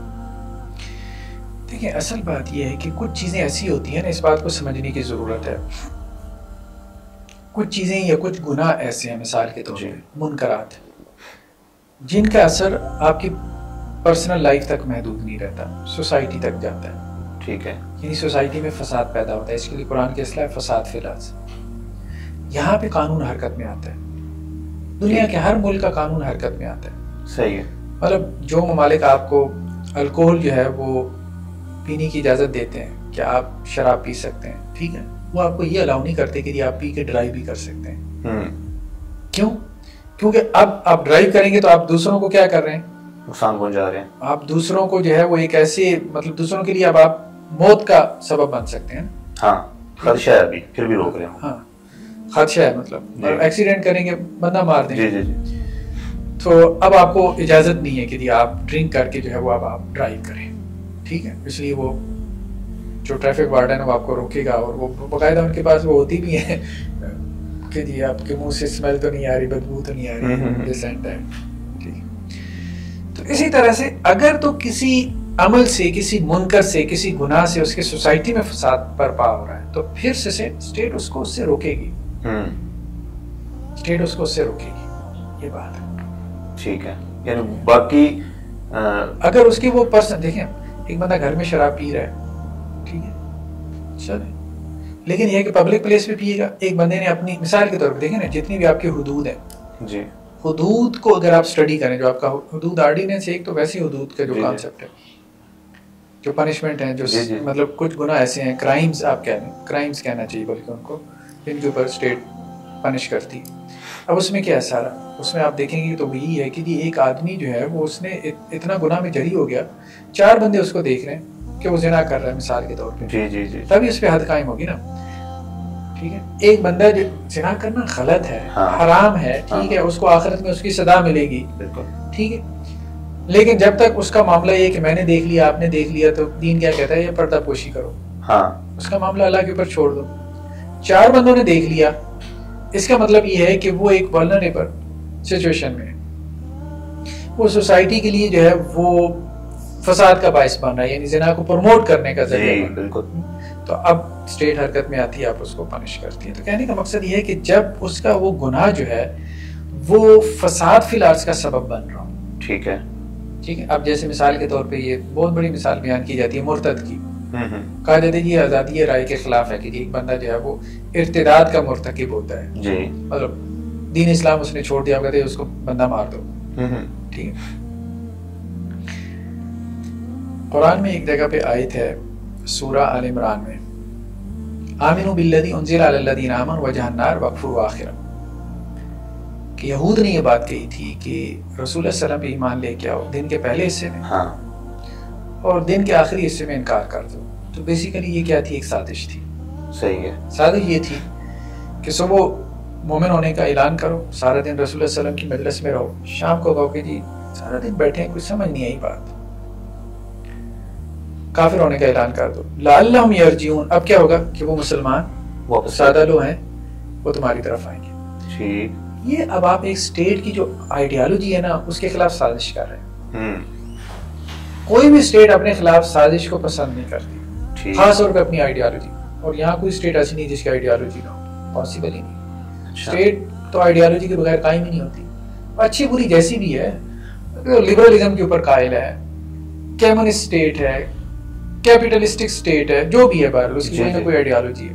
اب چائنا ہے جیسے مثال کے طور پہ چائنا کی اپنی ایک آئیڈیالوجی ہے انہیں تو آپ کی وہ گارڈیزز آف فریڈم تھی وہ تو اٹھا کے پھینک دی ٹھیک ہے گرا دی گارڈیز آف فریڈم وہ جو ہانگ کانگ کا جو کیس ہے معروف ہے. تو اب کہنے کا مقصد یہ کہ ہر اسٹیٹ کی اپنی رشین آئیڈیالوجی اپنی ان کی ایک آئیڈیالوجی ہے ٹھیک ہے اس کو وہ یو ایس اے والے کہتے ہیں جی یہ جبر ہے ٹھیک ہے. چائنا کو ابھی بھی اب اگر آپ دیکھیں کہ فریڈم آف اسپیچ آپ لکھیں گوگل میں اچھا سب سے زیادہ جس کو ہائی لائٹ کیا گیا چائنا رشیا جہاں ہے ہی نہیں کوئی فریڈم آف اسپیچ ٹھیک ہے. اب مجھے بتائیں کہ وہاں مذہبی اعتبار سے کتنی آزادی ہے رشیا میں چائنا میں کوئی مذہبی اعتبار سے کوئی پابندی ہے ہی نہیں ٹھیک ہے. تو وہ جو انہوں نے کوئی اگر کی ہوئی ہے تو وہ ساری کیا ان کی پولیٹیکل اچھا پولیٹیکل ہی ہے نا. رشیا کا اور چائنا کا مسئلہ یہ تھوڑی ہے کہ جی آپ مسلمان ہیں یا آپ کرسچین ہیں یا آپ یہودی ہیں یا آپ کا کوئی مذہب نہیں ہے تو کہتے ہیں کوئی بھی مذہب نہ ہو ٹھیک ہے بہتر ہے تو وہ لا ادری ہیں ٹھیک ہے ایک طرح سے ایتھیسٹ ہیں ملحد ہیں یعنی مذہب میں اتنی آزادی پر ہے کہ جتنا الحاظ چائنا میں اور رشیا میں ہے شاید ہی کسی اور ملک کے اندر ہو. یو ایس اے وغیرہ یہ یورپ تو یہ سارے کرسچینٹی ابھی تک کم از کم نام کے کرسچینز ہیں وہاں تو کوئی مذہب کا نام بھی نہیں ہے نا چائنا میں اور رشیا میں. مذہبی اعتبار سے اپنی آزادی کے انتہا کو پہنچ گیا اس کے باوجود کیا وہ آزاد ہو پائے ٹھیک ہے. مطلب آپ یہی کہہ رہے ہیں کہ جی سب سے زیادہ جبر تو وہاں پر ہے. کہنے کا مقصد یہ ہے کہ یہ جو سمجھتے ہیں نا جی مذہب سے آزادی کے بعد شاید یہ آزاد ہو جائیں گے بالکل سمجھتے ہیں تو چائنا اب آزاد ہے آپ کا کیا خیال ہے سمجھتے ہیں وہ تو ترقی یافتہ ملک ہے اس کو ہی کہتے ہیں وہ آزادی. تو وہاں تو سب سے زیادہ جو ہے وہ مطلب آپ وہاں بات تو کریں امریکہ کی جا کے کیپیٹلزم کی جا کے آزادی کے مجسمے چائنا نے توڑے ہیں آپ کے گارڈیزز آف فریڈم جو ہے چائنا نے گرایا تھا. انہوں نے کہا کون سی آزادی کی بات کرتے ہو ٹھیک ہے ہمارے ملک میں ہو تو یہ لا آف دی لینڈ ہے اس کو ایکسپٹ کرو یہ ہمارے ملک کی آئیڈیالوجی ہے یہاں رہنا ہے اس آئیڈیالوجی کو ایکسپٹ کرنا پڑے گا ٹھیک. اس کے اندر آزادی ہے. ہماری کوئی ریاست بھی ہے مسلمانوں کی کوئی ریاست بھی ہے دیکھیں ریاستیں بہرحال برائے انعام تو ریاستیں ہیں قرآن و سنت میں ہماری کوئی ریاست قائم کی گئی ہے یا رسول اللہ صلی اللہ علیہ وسلم نے کی ہو یا ہم بغیر ریاست کے ہیں؟ کیونکہ ایک دعویٰ ہے نا کیا کہ قرآن و سنت میں مسلمانوں کی کوئی ریاست موجود نہیں ہے، یہ ریاست بہت بعد میں آ کے اس کو ایجاد کیا گیا، اس وقت مسلمانوں کی ریاست نہیں ہے. تو یہاں پہ اگر ریاست ہی نہیں ہے تو پھر ریاست کیسے جبر کرے اسلامی قوانین نافذ کرنے کے لیے؟ دیکھیں ریاست کہتے کسے ہیں، پہلی بات تو یہ ریاست 4 چیزوں کا نام ہے جو اس کا ماڈرن کانسیپٹ ہے ریاست کا. ریاست 4 چیزوں کا نام ہے. ریاست سب سے پہلے تو جو ہے ایک آپ کہہ رہے ہیں کہ جی ایک جگہ ہے، ایک رقبہ ہے، ٹھیک ہے، ٹیریٹری ہے، ٹھیک ہے. اس کے بعد اس میں ایک پاپولیشن ہے، ایک آبادی ہے، اس علاقے میں رہنے والی ایک آبادی ہے. تیسری چیز اس کے اندر ایک نظم ہے، نظم اجتماعی جس کو آپ گورنمنٹ کہتے ہیں، ٹھیک ہے. چوتھا اس کے اندر ایک مقتدر اعلیٰ، اقتدار اعلیٰ کا کانسیپٹ ہے، ٹھیک ہے، سپریم اتھارٹی کا یا ہائر اتھارٹی کا، ٹھیک ہے. تو بیسیکلی اسٹیٹ کا تو کانسیپٹ ہی ہے. اب مجھے بتائیں کہ اگر ہم ریاست مدینہ کہتے ہیں تو وہ ایک خاص علاقہ تھا، پاپولیشن بھی تھی، نظم اجتماعی بھی تھا، وہاں کوئی اقتدار اعلیٰ کا کانسیپٹ بھی تھا، سب تھا. اللہ کے وسلم جب مدینہ میں آئے، میثاق مدینہ ہوا ہے، میثاق مدینہ میں ایمن کے جیوز موجود ہیں، ٹھیک ہے، اور بلکہ مشرکین بھی ہیں، بالکل ایسے، ٹھیک ہے، وہ بھی اس کے مطلب سگنیٹری تھے. اب اس میں کیا بات تھی کہ جی اختلافی معاملات میں کس کی طرف رجوع ہوگا؟ محمد اور رسول اللہ صلی اللہ علیہ وسلم فائنل اتھارٹی ہوں گے. تو ایسا نہیں، بلکہ کہا جاتا ہے کہ بہرحال یہ تو بات اس پہ ڈیبیٹ ہو سکتی ہے، لیکن اتنا تفصیلی کانسٹیٹیوشن آپ کو کہیں پہ بھی نہیں ملتا میثاق مدینہ کے علاوہ. صحیح ہے. مطلب جو دنیا کی قدیم ترین ریاستیں ہیں، قدیم ترین ریاستوں میں مدینہ کی جو ریاست ہے اس کا جو کانسٹیٹیوشن ہے، اتنا تفصیلی کانسٹیٹیوشن آپ کو انسانی ہسٹری میں آپ کو نہیں ملتا. تو اب آپ کیسے کہہ سکتے ہیں کہ وہ ریاست موجود ہی نہیں تھی؟ ریاست کس بلا کا نام ہے پہلے بتائیں تو صحیح، جو وہاں نہیں تھی. ہمیں قرآن و سنت سے دلیل چاہیے کہ قرآن کی کسی آیت یا حدیث نے کہا ہو کہ یہ علاقہ ہماری ریاست ہے، یہ علاقہ ہماری ریاست ہے، پھر ہم اس کے اندر قانون نافذ کریں گے. جیسے ہم نے پاکستان کو لیا کہ ہم پورا اسلام نافذ کریں گے، اب یہ ایک ریاست تو ہے ہماری، لیکن وہ اس کو بھی نہیں مانتے. وہ کہتے ہیں قرآن و سنت سے دلیل دکھائیں ریاست بنانے کی. وہ بنی ہے، پھر چلو ہم دیکھیں گے کہ اس کے اندر اسلام کا قانون نافذ کرنا ہے. بات یہ ہے کہ ریاست کس چیز کا نام ہے؟ ریاست سوری، ہم نے بات کہی تھی کہ ہمارے پرائمری سورسز قرآن اور سنت ہے. سنت کس چیز کا نام ہے؟ سنت رسول اللہ صلی اللہ علیہ وسلم کے قول کا بھی نام ہے، آپ صلی اللہ علیہ وسلم کے فعل کا بھی نام ہے. ہم یہ کہہ رہے ہیں کہ رسول اللہ صلی اللہ علیہ وسلم نے عملاً مدینہ کی ریاست قائم کر کے دکھائی، جزیرۃ العرب کی ریاست آپ صلی اللہ علیہ وسلم نے قائم کر کے دکھائی. اللہ کے رسول نے کہا کہ جزیرۃ العرب سے یہود و نصارہ کو نکال دو. قرآن نے کہا ہے کہ جو مشرکین ہیں اب ان کو یہاں رہنے کا کوئی حق حاصل نہیں. ٹھیک ہے، سورۃ توبہ کی شروع کی آیات یہی ہے نا کہ مشرکین کو 4 ماہ کی مہلت. ٹھیک ہے، وہ ایون کے سٹیزن بھی نہیں رہ سکتے اس کے، اگر مسلمان نہ ہو تو. ٹھیک ہے، مسلمان ہو جائیں تو ان کو سٹیزن شپ مل جائے گی آپ اس اسلامی ریاست کی. ٹھیک ہے، ورنہ تو وہ یہاں کی حدود سے نکل جائیں، جہاں جہاں تک مسلمان فتوحات حاصل کر چکے ہیں اس سے باہر نکل جائیں، یعنی جزیرۃ العرب سے. اور جزیرۃ العرب کون سا تھا؟ جزیرۃ العرب میں دیکھیں ایک تو آپ کا سعودی عرب آ رہا ہے، اس کے اندر پھر یہ آپ کا نیچے یمن کا علاقہ آ رہا ہے، پھر ادھر عمان کا علاقہ آ رہا ہے، اوپر یو ای کا علاقہ آ رہا ہے، اس کے علاوہ ادھر سے بحرین کا علاقہ آ رہا ہے. تو یہ جزیرۃ العرب، شام کا کچھ حصہ اس میں آ جاتا ہے، عراق کا کچھ حصہ اس میں آ جاتا ہے، کویت اس میں آ جاتا ہے. یہ جزیرۃ العرب اگر آپ اس کا جغرافیہ دیکھیں نا، تینوں طرف اس کے پانی. تو یہ پورا جزیرۃ العرب تھا جس کے اندر رسول اللہ صلی اللہ علیہ وسلم کے زمانے میں اسلامی ریاست قائم ہو چکی تھی، اور اس سے نکال دیا گیا ان کو، ٹھیک ہے، یہود و نصارہ کو. ٹھیک ہے، اور مشرکین کو بھی کہا گیا کہ وہ یہاں سے کیا ہوں نکل جائیں، اسلام قبول کر لیں یا پھر لڑائی کے لیے تیار ہو جائیں.